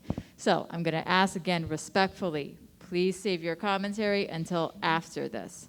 We're going to continue with Bishop Angelo Rosario. I guess there's, there's nothing new under the sun. All these problems, we've been having them for a long time, and we keep talking about them, going back to them, and trying to resolve them. And it's something that we have to continue to work on. How do we make this work now? What happened in the past, and they didn't help us to be able to get the bus, to be able to cross the people over, we have to continue to work on it. That's why it shows us that there are heavy decisions to be able to make. And in unity, there's more strength. If we all work together to try to create some kind of a shuttle to be able to help our seniors that are here. I'm a senior, so I want to be helped also. At one time I was a young person, but now, I got to get over to the other side. But the idea is not only seniors. There are people that have handicaps, and that they need help also. And not only do they need help, the family that they live with, also that walk with them or go with them, they need help, because this is a whole community. So we have to continue to find solutions to be able to say to the management company, yes, this is the idea. How do we implement it? We got 27 departments. Cut the department and see your quality of life, how it's going to change. Because every department has to have a specialty that they do to be able to serve us that are here. Not that there are all departments that do certain specialties that other departments don't do. Thank you. Sorry. Claudia Sampson. Sorry about that. I don't know. Do we not have Access-a-Ride? Isn't that what it's for? People call. I don't know. I mean, I see people using it to go shopping. So it's just a question, Bernie. Thank you. So the answer is no. I didn't know that because I don't use it, but I just thought that was one option. I know there are buses that go into Bay Plaza from Section 5, 25. Not anymore? It goes from the other way then, because I've seen it end up, the 29 doesn't go no more? So the problem then becomes having a conversation with our city government about it, because remember, we tried to get those buses rerouted, and they didn't do it the way we asked them to do it. They changed these things, since and I'm not bragging, but I don't use the bus as much as I used to. But I used to jump on it, and I used to look at it and say, oh, I took the 23, so I can't go back out on it. I'll go on the 30. I would do that just so I didn't pay more than one fare, right? Isn't that what people do now, right? But understand this, that as the Bishop Angelo said, we have these problems. They're not new. Dollar vans are out. They're out. In Brooklyn, they're illegal. They're not allowing them because of safety issues. So we've got to be concerned about the safety of anyone getting in a vehicle that's not insured properly. Thank you. Andrea Leslie. Hi. I think what we need to do is call upon, especially our assemblyman, who is supposed to be part of the transportation committee in Albany, that we want the bus back. That's it. If the bus is public transportation, they advocate for public transportation using bikes. If they're serious about that, then they will restore the bus services that we need. And we're about to, with the train system, the train station coming, needing a whole lot more people. People will be probably coming from City Island who use that bus to come to Section 5 and go to Bay Plaza. So it makes money sense, I think, for them. So I think that's what we should be trying to advocate for and put our assemblyman more on the hot seat in reference to bringing that service back. So that's where we should concentrate. Vote for myself, Andrea Leslie, Claudia Sampson, Bernie Silage, Bishop Rosario, and Sonia Feliciano, the Impact Team. Thank you, Andrea. Sonia Feliciano. I want to echo what Andrea Leslie said. If you recall, Andy King had promised us a trolley. We never got it, but the issue with the issue with insurance and so forth became more than we could handle. So it kind of got squashed. But you know something? I'm saddened at the fact that there's 44 people in the audience when there should be 344 people, a couple of hundred people. You know what you have? That's your greatest gift? Your vote. So basically, what we need is a legislative effort, and if we all got together and we said, I'm going to throw you out, we should be able to at least get them to listen to us and get the things that we need. Because you know what? I go to the senior, because I'm a senior, I go to the senior parties, I do some of the senior things in the community, but for me, that's a little bit of fluff. Give me some meat. And the meat is to get the things that we need in this community, and transportation is a very big thing. Because I got to tell you, when that railroad comes, who knows if they're going to cut some other stuff around us. So we need to band together and fight together. Thank you. Please re-elect Team Impact. Claudia Sampson, Thank Bishop you. Rosario, Bernard Silas, Thank Andrea you, Leslie, and Ms. Sonia. Feliciano. We'll continue with the questions from building 31, from Margaret, hold on a second, my apologies. Chinnery, my apologies. So we are going to continue with Margaret Chinnery from 31A. Thank you. For the candidates, what do you think should be done about the room rental fees for the associations and groups here in Co-op City? They have gotten too expensive. We're going to start with Andrea Leslie. Margaret Chinnery of 31A. Initially, I had an issue with it. It's sort of difficult for most associations to come up with the monies that are being asked for, and the community organizations ask for it to provide service, not provide service, but be organizational and reinforce some of the community cooperative activities that we want. And so we're torn as to how much we spend to, to improve our spaces, and then in addition, how we raise money for the corporation. So, even though they're very high, I think, they're not what you would go outside of the community and get. If you go outside the community, you would be spending a whole lot more money. And we want organizations to gather and have community spirit here. So we want to make it affordable for organizations. So it's something that we have to look at. We have to try to balance. Are we wanting to go ahead and have organizations participate, not at a high fee so that they actually can function? Or are we wanting the bottom line to be how we raise money, because that contributes to down the line to how much your carrying charge increases are going to be?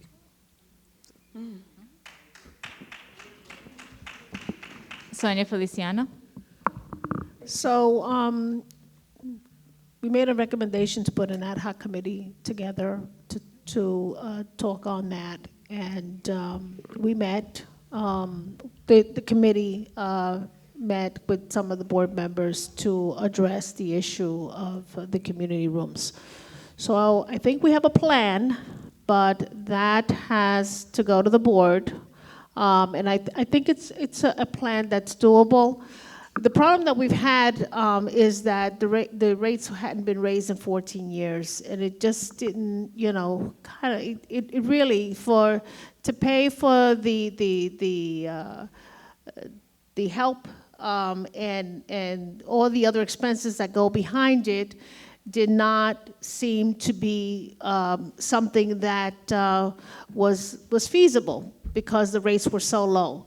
But we are working towards we came up with something, and we hope shortly you will know what the something is. And I think it was fair, that it's a fair process that we're going to use. And as soon as the board is aware, we're going to introduce it to the Parking and Leasing Committee so that they can go ahead and start implementing some of these things that we requested.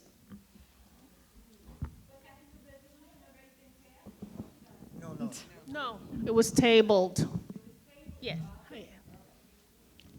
Shannon Montgomery. Can you repeat that question? Oh, sorry.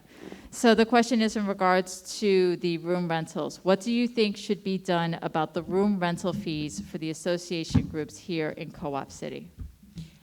They should definitely be at a discounted rate, you know, so we can benefit from the money that's put into these rooms. I think, you know, if the community can't benefit from it first, then it doesn't work. I mean, we want to generate funds from the outside utilizing it, but we should not be held to that same standard where we're paying the same amount of money as somebody that's renting from outside. And Section 5, we want you to know that we agree with you and we hear you, and answering this question is really not where you guys, what you guys are talking about right now. You're talking about being heard and being able to stand up and ask us questions right now, and not questions, you know, that's been generated online. So I want you to know that Leah Graham and I, we hear you, and we want to make changes for you, and we want to recognize this section. For far too long, you guys have been the black sheep of the family, and it's not right and it's not fair. And we will definitely include you in every decision that's made. And that's why I made it a point today to let you guys know that I hear you. I hear you with your parking issues, and I hear you with other issues. So you are not forgotten. So please don't feel left out or feel that, you know, you're being overlooked. You may have been overlooked for the past couple of years or however long, but I'm telling you, if you elect Leah Graham and Shannon Montgomery, you won't be overlooked again. This will not happen to you again.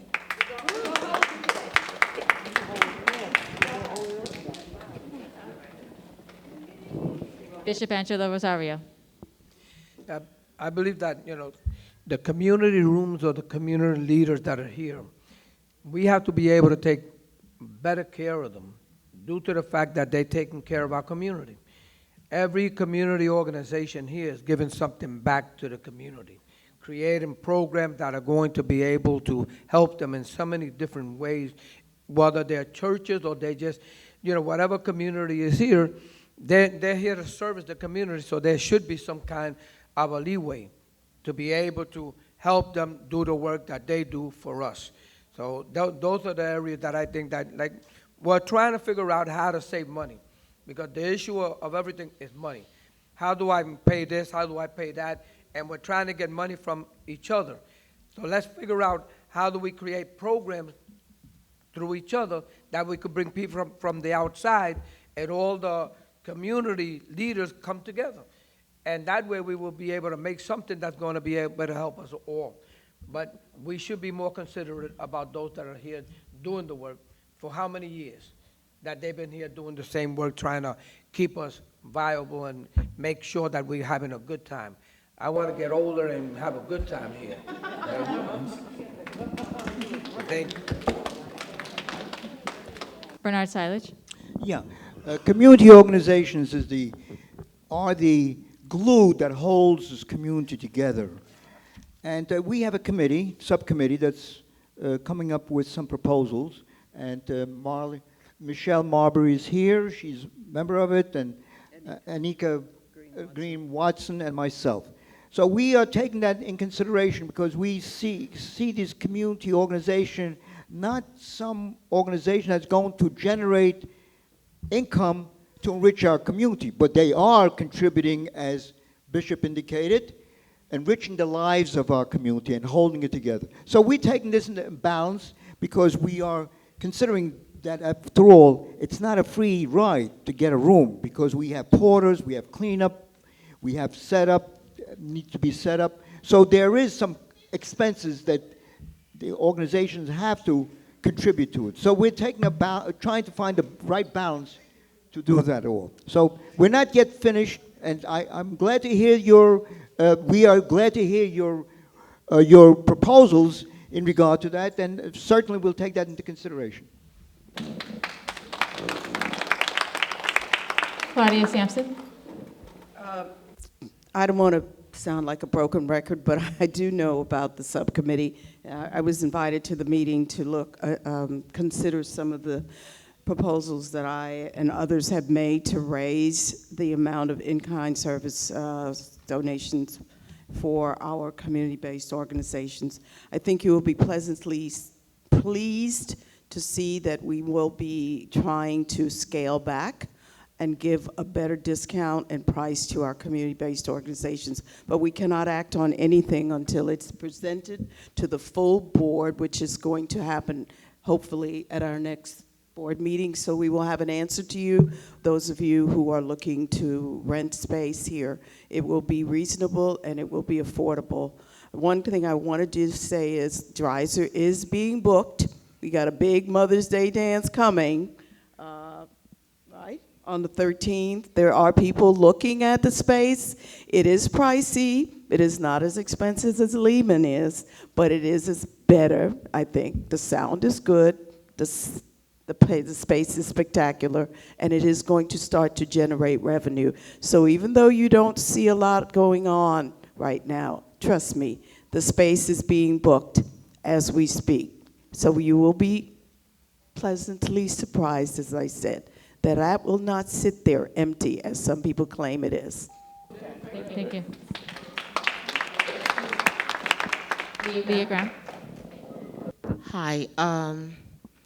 I just got back from California. I had to teach headquarters analyst training. I'm one of the instructors, so we're teaching all the analysts with 5 years or less experience how to be analysts, how to write reports, how to communicate with our executives, and how to engage what needs to be done. What I want to say here, and so during that training, students just out of the blue just ask me any question, and I can answer it. I don't need to be prepped. I don't need any of that. So for me, I would have loved to see you guys come up to the mic. That's what I'm accustomed to. I'm accustomed to you guys just walking up to the mic and me and being able to just engage you, hear you, and make a note of changes that I need to take back to who? The managing agent that we pay, right? So for me, in terms of the room rates, I think that they should not be the same amount for organizations. It should be a better price for organizations. I think that there's some repairs that need to be done over in Section 5 that hasn't happened yet. That's what I'm hearing. I think some of your rooms or bathrooms or elevators, there are things that are needed over here. And for far too long, it seems as though Section 5 is not getting everything you're asking for or expecting for the carrying charges that you're paying and for the organizations that you have running here to support the community. Now, I'm not really certain how when we talk about transparent, am I? Sorry. That's Thank me? you. Okay, thank you. Next question is from Nelson Sweeney from Building 27A. It's, let me remember, kind of a two-part question related around transportation. So how do you plan to address the situation with Metro North, which is the Metro North station that's coming to the back of Section 5? And also, I have concerns with the current ramp that's coming and the request for a southbound exit for the exit ramp that's currently being built directly for the highway. We could start with Bernard Silage. We've been petitioning, lobbying our representatives to build a station with parking facilities on the other side, south of the railroad tracks. And they've been telling us, well, it's state-owned, or park. Well, they need to go ahead and do swaps. But that's one of the things we've been asking for. The other thing is we've been talking about is seeing if we can use some of the land in our own property to build another garage. That is, take where the handball courts are and the basketball courts and move them over to another section of the greenway and build a garage. Perhaps that could be answered because we are short here of garage space, aren't we? In fact, management offers people who move here that they can get free or shuttle bus to Garage 5 and park it there. But I'm not sure where the plan is, but it's not. But we need another garage, that's for certain. So this is one of the things we have been talking about and trying to negotiate and see where we go with that. Okay?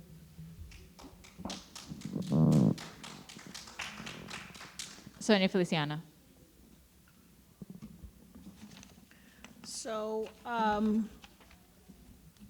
I pretty much agree with Bernie in terms of the, having a facility where folks can park, because what's going to end up happening is as people come in here, they're going to either take up our parking spaces or just leave their cars wherever they want to leave them and then go off on their merry way. And we don't even have enough parking for ourselves in 7 and 8 to be able to give parking spaces to folks that are coming from the outside. So I am advocating for legislation to be able to have these legislative officials come together and provide us with a solution. That's their job, to provide us with what we need. And as you know, it's hard because I know I worship over in Section 5 on Palmer Avenue. We just happen, the church has a small garage, but I have never been able to find a parking spot on the street any day of the week, on weekends, so I know how difficult it is. And then when I see a line of cars waiting for someone to come out, it's sad. It's sad and it's difficult. But my take is to get legislation to be able to push. We have a vote. We need to vote. Thank you. Andrea Leslie.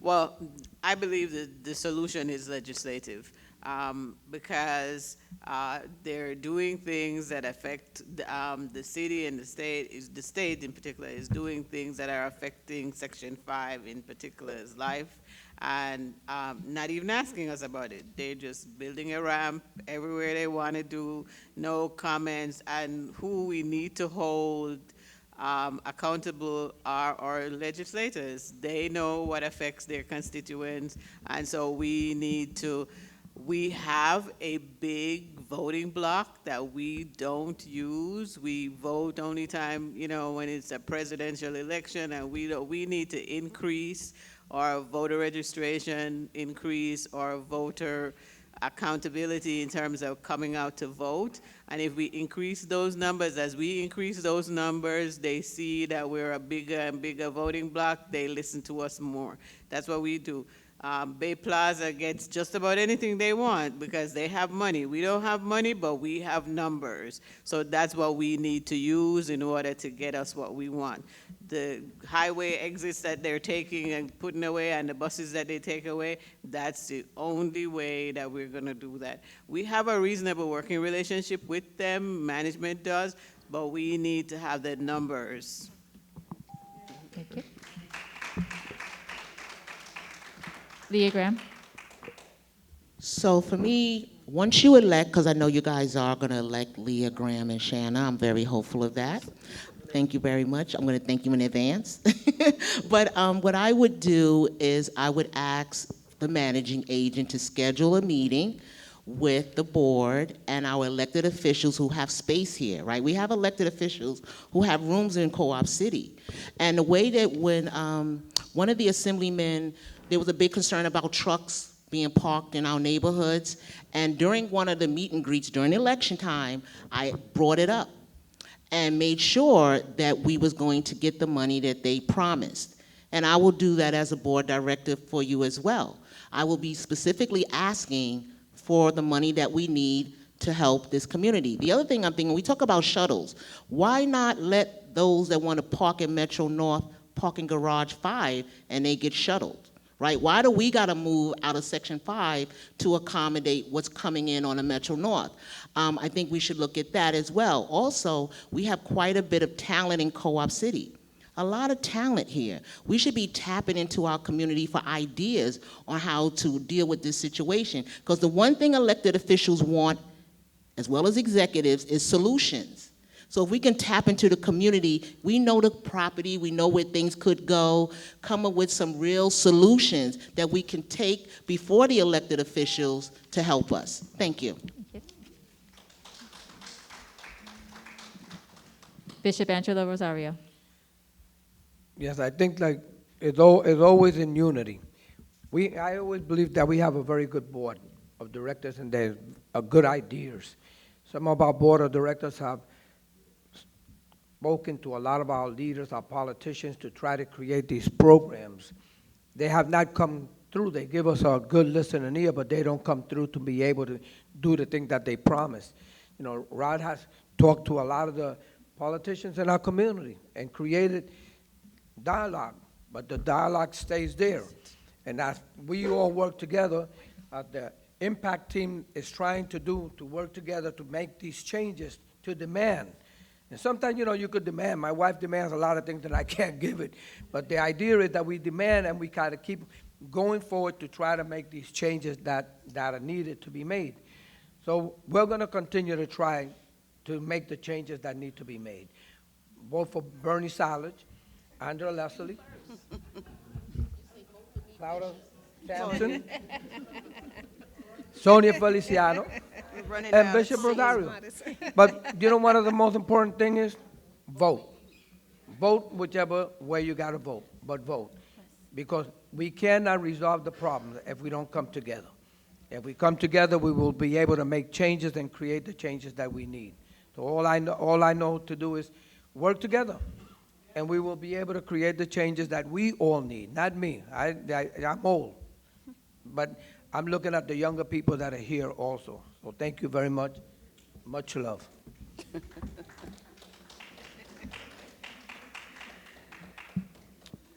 Shannon Montgomery. We can possibly speak to the mall because there's a lot of parking there available there, especially during the daytime hours and during the week. We can possibly ask whoever is in charge of the mall if we can utilize some of the spaces for outsiders to come in and park there. We can also empty spaces that are in Garage 5. When some people that live in Garage 5, shareholders in Section 5 can go, if they're driving to work or driving somewhere else to park, then those spaces are available. We can bring in revenue by charging outsiders Manhattan rates to park there, and possibly charge them monthly if we know we have somebody that consistently works, drives to work. And we can bring in income with that.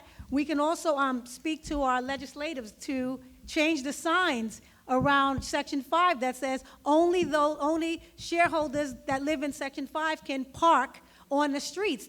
These parking spots are allocated to residents only. And I would like to hear, and I know this is off the cuff, but those who are in Section 5, do you have any ideas? Because I know the last forum, one lady came up with an idea, and she said that there's an empty lot behind here in a Section 5, but we can build another parking lot. So that was a great idea. Does anybody here from Section 5 have an idea that you've been throwing around? Well, give me one. Give me a quick one. Excuse me. Thank you. You can definitely talk to the candidates after.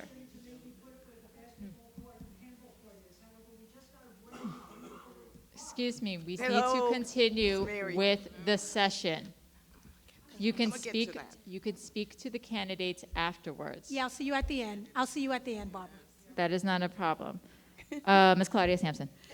Okay, first of all, I know you're going to vote for the impact team, myself, Claudia Sampson, Andrea Leslie, Bernard Silent, Angela Rosario, and Sonia Feliciano. I'm going to tell you why. Because we pledge, we vow to work to make sure that there are 10,000, I believe, residents here in the 4,458 apartments. And why do I know that? Because I know my facts. Within the 10 high-rise, the 10 high-rise buildings and the 32 apartments, townhouses, that make up 29%, which is 1/3 of this entire complex. You are a big part of our community. So please, when you say you are the stepchildren, we don't see you that way. We understand that you have a frustration, and we're going to work with you, particularly that bathroom. It's an embarrassment, and I want to make sure that we correct that, okay? That will be done on my watch with my team. 2 people cannot change the board, but our group working together, and that's what I want you to do. So please don't get it twisted. You need all 5 of us and all of the other members to keep moving forward with the momentum. Stop drinking the Kool-Aid. Thank you. Going to go into 2 additional questions because they're from Section 5 members. The second will be from Hattie Overman. And 27, this is a question for the incumbents. Hattie asks, we've been waiting for such a minor project such as the directional signs for the triple core buildings or triple core 27, awaiting since 2018. The addresses are hard to see, if at all. 100 Einstein can be seen, 120 Einstein Loop can barely be seen, and 140 Einstein, you need to look outside of your vehicle in order to see the address. For a minor project like this shouldn't take 5 years to complete. I would like to suggest why not have CSO follow up on this. What do you think about this suggestion to get this accomplished? So again, this is only for the incumbents. We're going to go to Claudia Sampson. Claudia Sampson. We're talking about the buildings that you cannot recognize from outside the street. So here's... Well, this was specifically Building 27, but yes. Okay, one of the things we are working on is better signage, but not just in front of the buildings, but something that says you are here, that points you in the direction. Just like you can see it on your phone or in an app.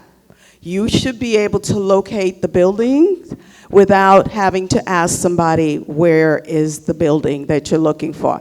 This is a real important thing. This is a factoid. Do you know when you go to Central Park, you see those old lampposts?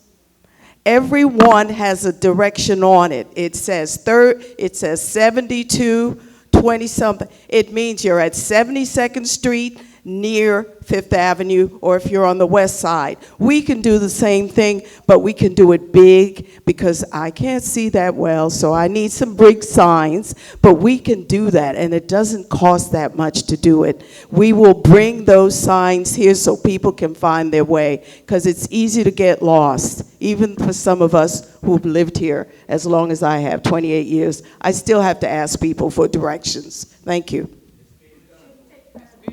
And it doesn't, but that's one of the things that we will work on is better consistency, efficiency, and accountability. Hold them accountable, but we will hold ourselves accountable. It's not just the general manager or the executive general manager.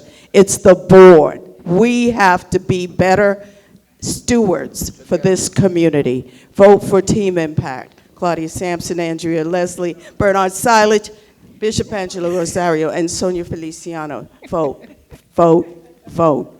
Thank you. Andrea Leslie. It's a project that we spoke about it in the board. Management has it on the top of their list, and they're working on it right now. So I'm not sure. It's taken a while, and I guess we need to apologize for that happening. And it's all over the community because it's not just Section 5 that has signs that you can't see, but we've also started to have the building addresses over the building itself lighted up so that you can see it at night. So those are things that, improvements that have been made and are working on. We're a big complex, and sometimes, I guess, to management, that might not be a high priority, but it's something for the shareholders and people who are visiting. They're worrying about if the power plant is working, and, that's their concentration, but we need to bring them back sometimes to the smaller things that to them seem to be smaller, but is important to the shareholders. Vote.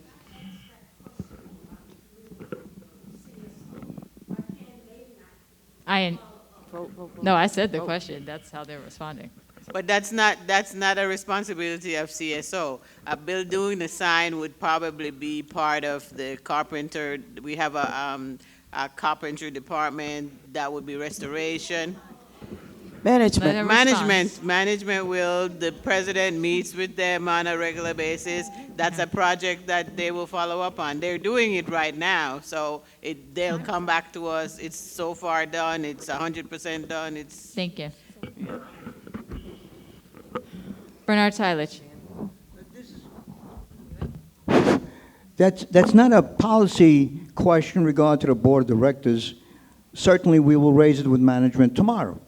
Oh, tomorrow is what? Sunday. Monday, absolutely. There's no reason why they can't implement it. They've been asked to do that, and they're working on it, so we just want to get it implemented. The question is that Section 5 should have used their expression, and then requested that, brought it, first of all, to the Building Grounds Committee meeting that meets monthly, and then go further from that. Contact the president. Absolutely. There's no reason why management couldn't implement this project. That's a very good proposal that you made, and it should be implemented. Yeah. Okay. It's been proposed. So it's being Allow him to proposed and it's respond. being worked on, all right? So therefore, okay? Thank you. Okay. Let me go to Sonia Feliciano. Okay, so your Section 5 representatives have been in contact with Carrie Smith. That's the person that is spearheading that. So it is underway. Representatives from Building 27, 29, and 30 did meet with Mr. Smith. And he went to the site so that they were able to map out where these directional signs are going to go. In addition, the Buildings and Grounds we've been talking as a group because building presidents are very important to this community because they represent you as well, that we needed better signage, especially for delivery people, the taxi people and so forth. So we're in the process of putting all that in. I know quite a few buildings have been. And some of the buildings that weren't is because of the scaffolding, and also the fact that a lot of the times the mice or the rodents get in the wiring, so it's a problem. So they're working on all that. We will have that signage. I don't have it with me, but we do have a list of the implementation dates, so that's going to get done. And the fact that you have greater representation from your Section 5 associations is important. Thank you. To get what you need and want. Thank you. Bishop Angelo Rosario. Yes, thank you. There's so much work to do in this complex, and we can't get to it all. But the idea is that it's already being taken care of, it's being worked on. That's one of the 27 departments. We have 27 departments with different specialties. Right now, the same department that is here right now doing the sound system and doing the taping and everything that goes on, they do the lights outside. Nobody knows that department is a special department that need to be able, and they have to do this on their time, and then whatever job load they have, they got to catch up to that also. Every department that is here, janitorial, buildings and grounds, whichever way you want to look at it, there's so much to be able to do. Without them, we can't do the job. Now, Carrie goes to the director of those departments to be able to get the work done. So we need to be able to get that information that you just gave us and give it back to them. But it was given to them. So they are already working on those particular problems that we have. So they're going to be resolved. Not as fast as we want them sometimes, but we want them to be resolved through all the board members that are there. You know, there are some board members that were here before. We're following up on what they've done, and we're trying to bring it to that next level because we're all supposed to be working together. Thank you. Thank you. So this is going to be. I'm sorry, I'm Yes. sorry, can you just indulge me? I know it wasn't a question for the newcomers, but please indulge me a few minutes to answer this about the lights, because this is very personal for me, this part, because, Okay, we'll do 1 minute, 30 seconds. okay, in my building, I've been fighting for this for the longest.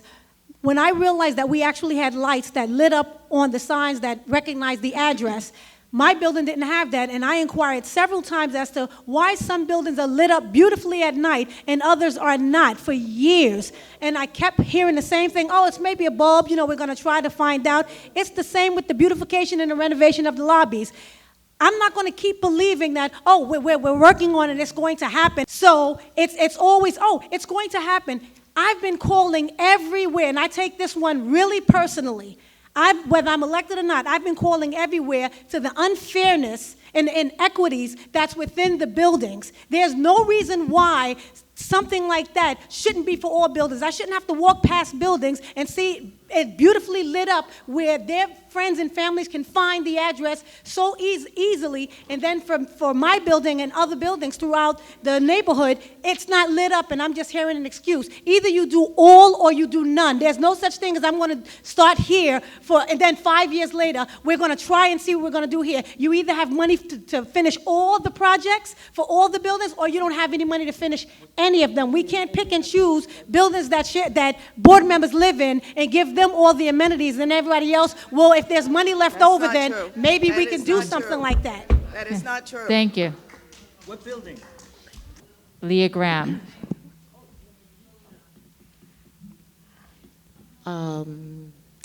You know what I'm going to say? I'm just, the only thing I can say is that for this community, you should not continue to vote the same and expect for something different, right? For me, I have 37 years in federal government, and what I don't think is appropriate is for people to make comments that's negatively affecting the people in the audience. I think every shareholder knows that there are 15 board directors, but we're not here campaigning for 15 board directors. We're here campaigning that Shanna and I have the experience and the skill set that we could bring to the board. We don't expect to do everything on our own, and we don't expect to manage this corporation because we don't work for Riverbay. That's what we hire people to do. And I think that it's a little unfair that although I appreciate being at this panel, I think it's very important, and I respect a lot of the directors that are sitting here. Some of those comments are very inappropriate, and they don't belong here. They don't really send a proper message out to the audience. Everybody in here knows there's 15 directors. There's no Kool-Aid to drink, okay? So we need to be professional, and we need to stay professional at the board level. And the only way that's going to happen is if you have to elect people that's going to respect what Thank you're you. looking for. Thank you. Thank you. So we are going to end. This is the last question of the day because some of our board directors do have to go. This question comes from Novella Thomas. She is asking in regards to slates. Because you are running on a slate, if you were in the boardroom, do you feel obligated to vote in the same manner that your slate does? That's the question. Andrea Leslie. No, everything that's placed before me, I weigh the information, the evidence, and how it'll impact the shareholders and the corporation, and that's how I make my decision. It's not based on I have to follow anybody, or I independently make my decision. I may disagree with others, or I may agree with others. If I disagree with them, then they have to convince me why I should change my mind. And that's how I make my decisions. We're going to go down. You calling me? Okay. No, I was only going to add that you need to vote for my impact team. What? All right. You already know that. Claudia Sampson. Oh, again, okay. We're going down. I echo you, my colleague. We disagree on a couple of things. I have a different opinion about certain things, and I share it. I don't hold back. I don't vote with other people because of a slate. I vote because I believe that I'm doing what's best for the community. I do think that sometimes we have a default that we will defer to certain things because there is a tendency to vote because voting against something sets you apart.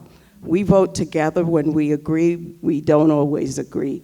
You can look at my record and you can see that I have, in many cases, voted yes, because I agreed, not because I was being coerced or forced to follow the rules of a particular slate. So if you think that we're doing that, I think you should really check our votes and also ask, because I have some very strong opinions, and even I don't always agree with the two people sitting one to the left and to the right of me. But at the end of the day, we vote for what's best for the community, so we compromise. So that's what I think is important, to be able to compromise. You don't always get what you want, but you get what you need. And please, you need to vote for this team, Team Impact. Andrea Leslie, Claudia Sampson, Bernard Silage, Sonia Feliciano, and Bishop Angelo Rosario. You will not be disappointed. Thank you. Leah Graham.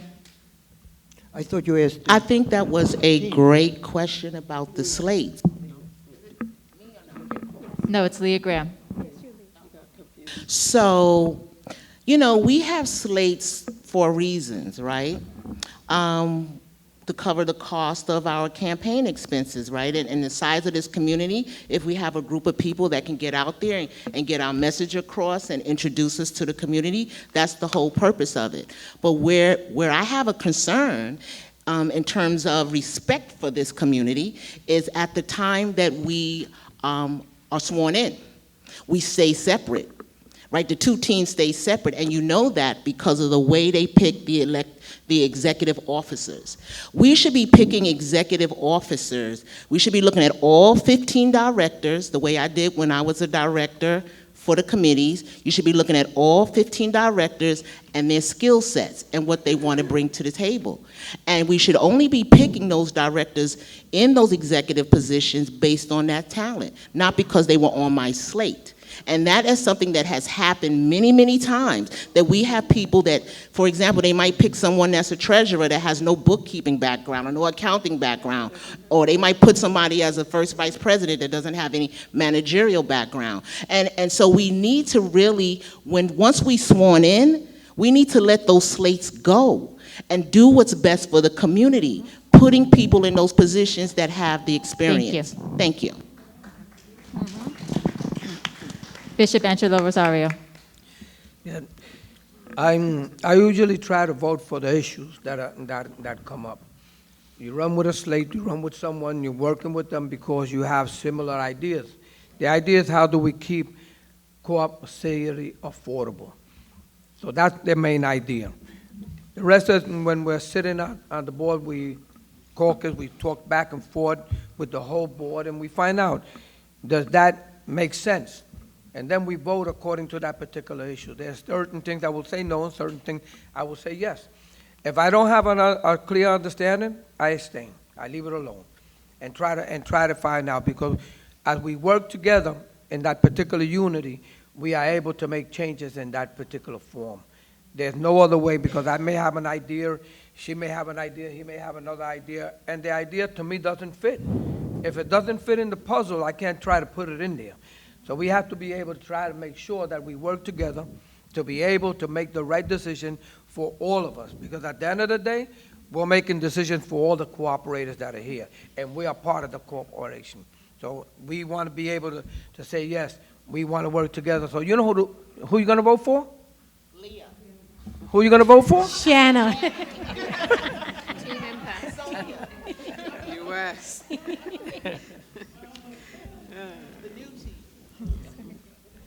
You heard what you said? The new people. Sorry, had to wait for the time to run out. We should have time as well. Sonia Feliciano. So I consider myself to be an independent thinker. I vote my conscience, and sometimes I stay up late thinking, did I make the right decision? I mean, I'm human. But one of the things that I do when these things come about, I ask management to provide, I ask the questions, and they have to come back with some answers. So I do give management an opportunity to weigh in on the things that we're passionate about. It is their job to be able to give us, probably guide us. It is up to us. We set the policy, they manage the day-to-day. And I have to say that being president, the short time that I've been president, I've been able to get this board to come together. I have been able to get this board to come together. So to say that we're sitting here, we're sitting there, no, we're working together. We're going to agree to disagree because, it would be ludicrous for me to say, vote the way I'm voting, or, everybody has to, think for themselves. But I have to say that this board has worked together in the last 8-9 months that I've been president. So I'm proud of that, and that's my record, that I'm proud of that. So, we're going to continue to push, to do the right things for our community. Thank you. Shannon Montgomery. Hi, I've been an elementary school educator for 22 plus years, and there's no such thing as an individual or division. When I advocate for all 28 of my students. And when teachers get together, we advocate for the school as a whole. We're not advocating for us as individuals. We're not advocating for our needs. We're advocating for our children, as well as the school building and the district to get what they need to provide for the students. And that's exactly what needs to happen here. This whole slate is new to me. I had absolutely no idea, to be transparent, I had absolutely no idea there was a slate for this and there was a name for that, and everybody's running on this. It just reminded me of Congress with the Democrats and Republicans. I don't like that. So, I'm willing to work with anyone who puts community first. If the resolutions or whatever we put forth is not in the best interest of the community, my partner here, if she's voting a way that I disagree with, I'm not going to vote with her. It has nothing to do with, nobody needs to take anything personally in the boardroom. When we're there, we need to vote what is best for the community. Like I said, all of this is new to me. I'm just here with a passion for my community, and I'm wanting to do better. So vote however you're going to vote. We run under Stronger Together, but you don't see me mentioning it 50 times because we're all trying to do what's best for the community. Thank you. So we're going to go into closing statements. That was the last one we have from Section 5. We're going to start the same Oh, way wait a minute, that I we didn't have a start- chance. Oh, I'm sorry. My apologies. Bernard Silage. You witnessed something here today, and you got to recognize that. We're a team, not a slate. Nobody dictates how we vote. We work together, right? But we never call account for anybody vote. Now, you witnessed something today, didn't you? We as a team disagreed on one item. Do you remember that item? Regard to the vault? What was my position? You said yes. I was yes. How did everybody else position? No, therefore. But we still work as a team, don't we? We're cooperative. And one of the things that we established this coalition is because we fought against privatization. We stood up against the privateers on the board, the outside company, you remember City News? We fought against them and we won. We also fought against corruption. And look at this. It was our role that got Iris Baez indicted, pleaded guilty for corruption, and she went to jail. It was because our member, Cleve Taylor, who alerted the FBI to go investigate this corruption. So we did that as a team. We couldn't do it individually because we had this opposed to us. Thank you. Thank you. Thank you, All right. So we'll go into closing statements. Like I said, we're going to start the same way that we had started before, starting with Leah Graham. You have 30 seconds, minute and 30 seconds. I want to thank all of you for attending today and being part of this conversation. What I want to share with you is, first and foremost, I would like to remind everyone to vote. Everyone should have gotten these green envelopes. It's very, very important. The other thing I want to say is that I heard you today. I heard that you wanted a shuttle. I heard the concerns you mentioned about Metro North. I heard these concerns. And they mean something to me. And I feel that I and my teammate can bring that to the board. Under no circumstances am I naive to think that this board is 2 people. The board consists of 15 people, and 5 of us need to be put on the board, right? Because it rotates every year. We have 15 directors, 1 director for every 1,000 units. That's how that was structured. But I feel that, just wanted to share a couple of things with you, is that by electing myself and Shanna, we will collaborate with the board members to establish ongoing review of our budget. We don't want to see constant increases and increases. We want to hold the managing agent accountable. We want the right managing agent. We want success. I only know to do that as an analyst. I only know to look at the finish line. So thank you. And please vote. Shannon Montgomery. Thank you guys so much for coming out and listening to us and expressing your frustrations.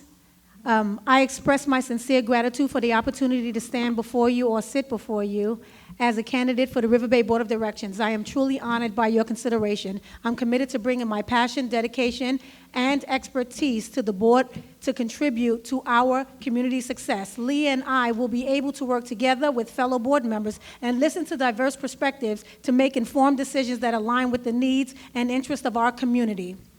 The purpose of my role is not to hold the title or position in Co-op City, but to serve our community and its members with integrity, transparency, and accountability at all times. The goal of our service will be to contribute and advocate on behalf of our community to ensure that we remain on a positive path. Your vote and support is really important to us in this election. With the combined efforts of integrity, experience, and education, Leah and I will assist in taking the burden off of the shareholders' back and help this community stand on its own 2 feet.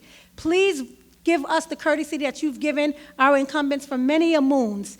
Vote for Shanna Zelda Montgomery and Leah Graham. If you want changes, we're going to try to bring those to you. Thank you all for coming out. We really appreciate you. We really, really honestly do.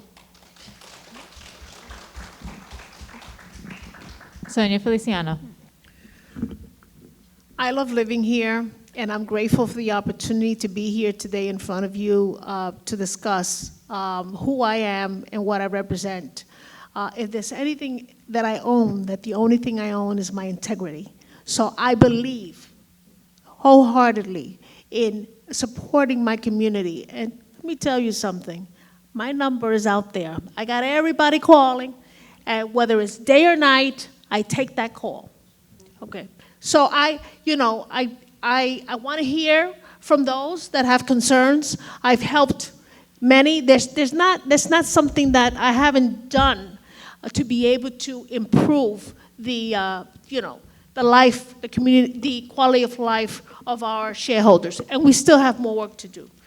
I have to say about Section 5, and I'm going to speak to Section 5 because the only ones here, is that we have LED signage on most buildings. We're still working on to get those others. That'll be done. water park. Isn't that a beauty? Okay? I've been there. I go there quite often now, okay? Because, you know, I love what Section 5 has been able to do in driving that the Waterview Park. You know, we have a better crawler, you know, the CCTV. It's better, it's clearer, it's more concise. So this is some of the things that we've done. We have, Thank you. vote for Team Impact. Clean exit, thank you. Bishop Angelo Rosario. Yes, both for Team Impact. That's good. I think that together we could continue to do the work with the rest of the board. You know, I've been in Co-op City for 40 years. I've been always trying to find a way. I love community work, and I love our community. I could move out anytime I want and probably be happy, but I won't be as happy as being here because this community means something to me. It makes me feel proud seeing our seniors and all the different programs we have here. We're not perfect yet, but we're going to get there before I leave this world. We're going to get there because we're going to be better together, and we will be able to make sense of what we have today. Today we have a greater community, and we can't realize it. The way that the community has come up with new elevators, new buildings, and everything else, you know. New buildings, I say, because all these buildings now, they're being checked out. We don't have a problem with them. So we're going to be okay in the next 5 to 10 years. So all I got to say to you is just hold on, make sure that we work together to take the changes that we need, and they are going to come. Vote for us, Team Impact. And we'll work together, and we'll work together with the rest of the board, whoever else comes, because together we could make changes and hold this together. If you hold somebody's hand, you're going to feel the heat coming through, and you're going to feel the heartbeat. And that's the only thing that makes it, your heartbeat. Thank you. Vote for us. If you open up today's Co-op Times, you'll see an article in regard to a very serious issue that we all are facing, we always facing during the summer, right? What is that? The convective flooding, right? All of us. It's an albatross on our necks. We've been trying to resolve with this issue, deal with this for 50 years. Well, let me tell you something. The construction committee of the board, which I chair, brought this proposal to management, and they began to install this as a pilot project. An automatic shutter valve that may be the answer. What's that? The automatic water shutter valve. Well, let me tell you about price. Somebody asked about the price, right? Well, you know how much it costs us every year to deal with these floods? $7.3 million. Multiplied by 5, 35 million. By 10, 70 million. Not only the heartaches, that's just dollars and cents, but what about the heartaches? The aggravation that each of us face every time we flood. A few weeks ago, in Building 26, the coil broke. It flooded the entire floor, and it went down to the elevators. It cost us, Riverbay, $125,000. We are on the verge of solving that, thanks to us. Thank you. Thank you, Bernie. Okay.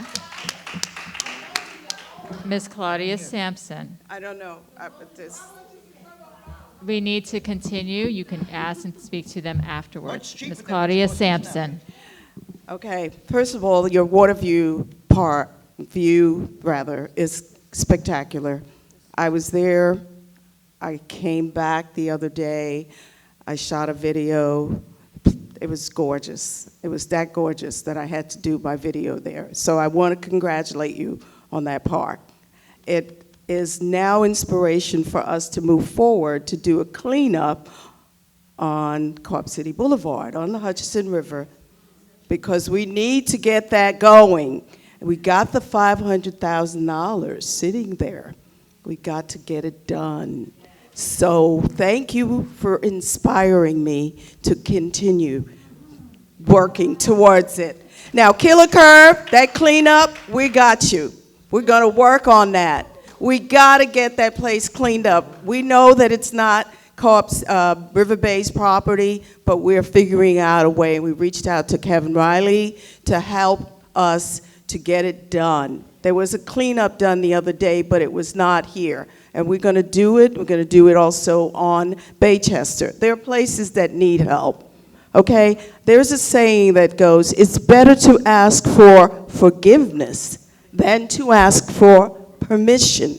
And lots of people here are not willing to give us permission. So some things that we do, we ask for your forgiveness for not informing you in advance. But Thank we you. have you, and we have your best Thank interests you, at Ms. heart. Sampson. Thank you. Andrea Leslie. I'm proud to be part of a team on the Riverbay board that has made scores of accomplishments, making sound decisions, enhancing our quality of life, as well as addressing the restoration of our infrastructure.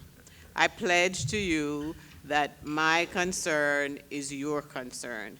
I keep your well-being and the community's well-being forefront in my decisions while taking actions, and I'm working also with the board of directors, the other members of the board, right? I strongly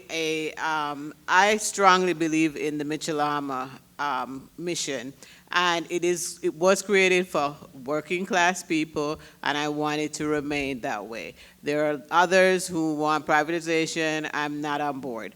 And what I do every day, struggling here on the board to make financial decisions, to make sure that we're financially sound, to make sure that the community is enhanced, our quality of life is enhanced, is because I believe in that mission.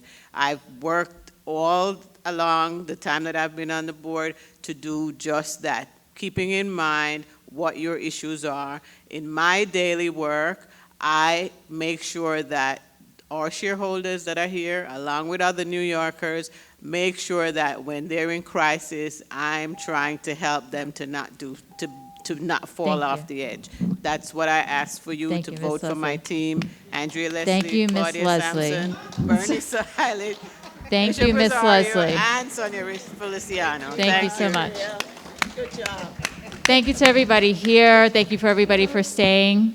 Thank you to the candidates also for staying, because I know it's been a long day. Thank you. Again, we look forward Thank to you your for sitting inquiries, through. and we'll see you next week in Bartow Community, 7:30 on Wednesday. Thank you so much.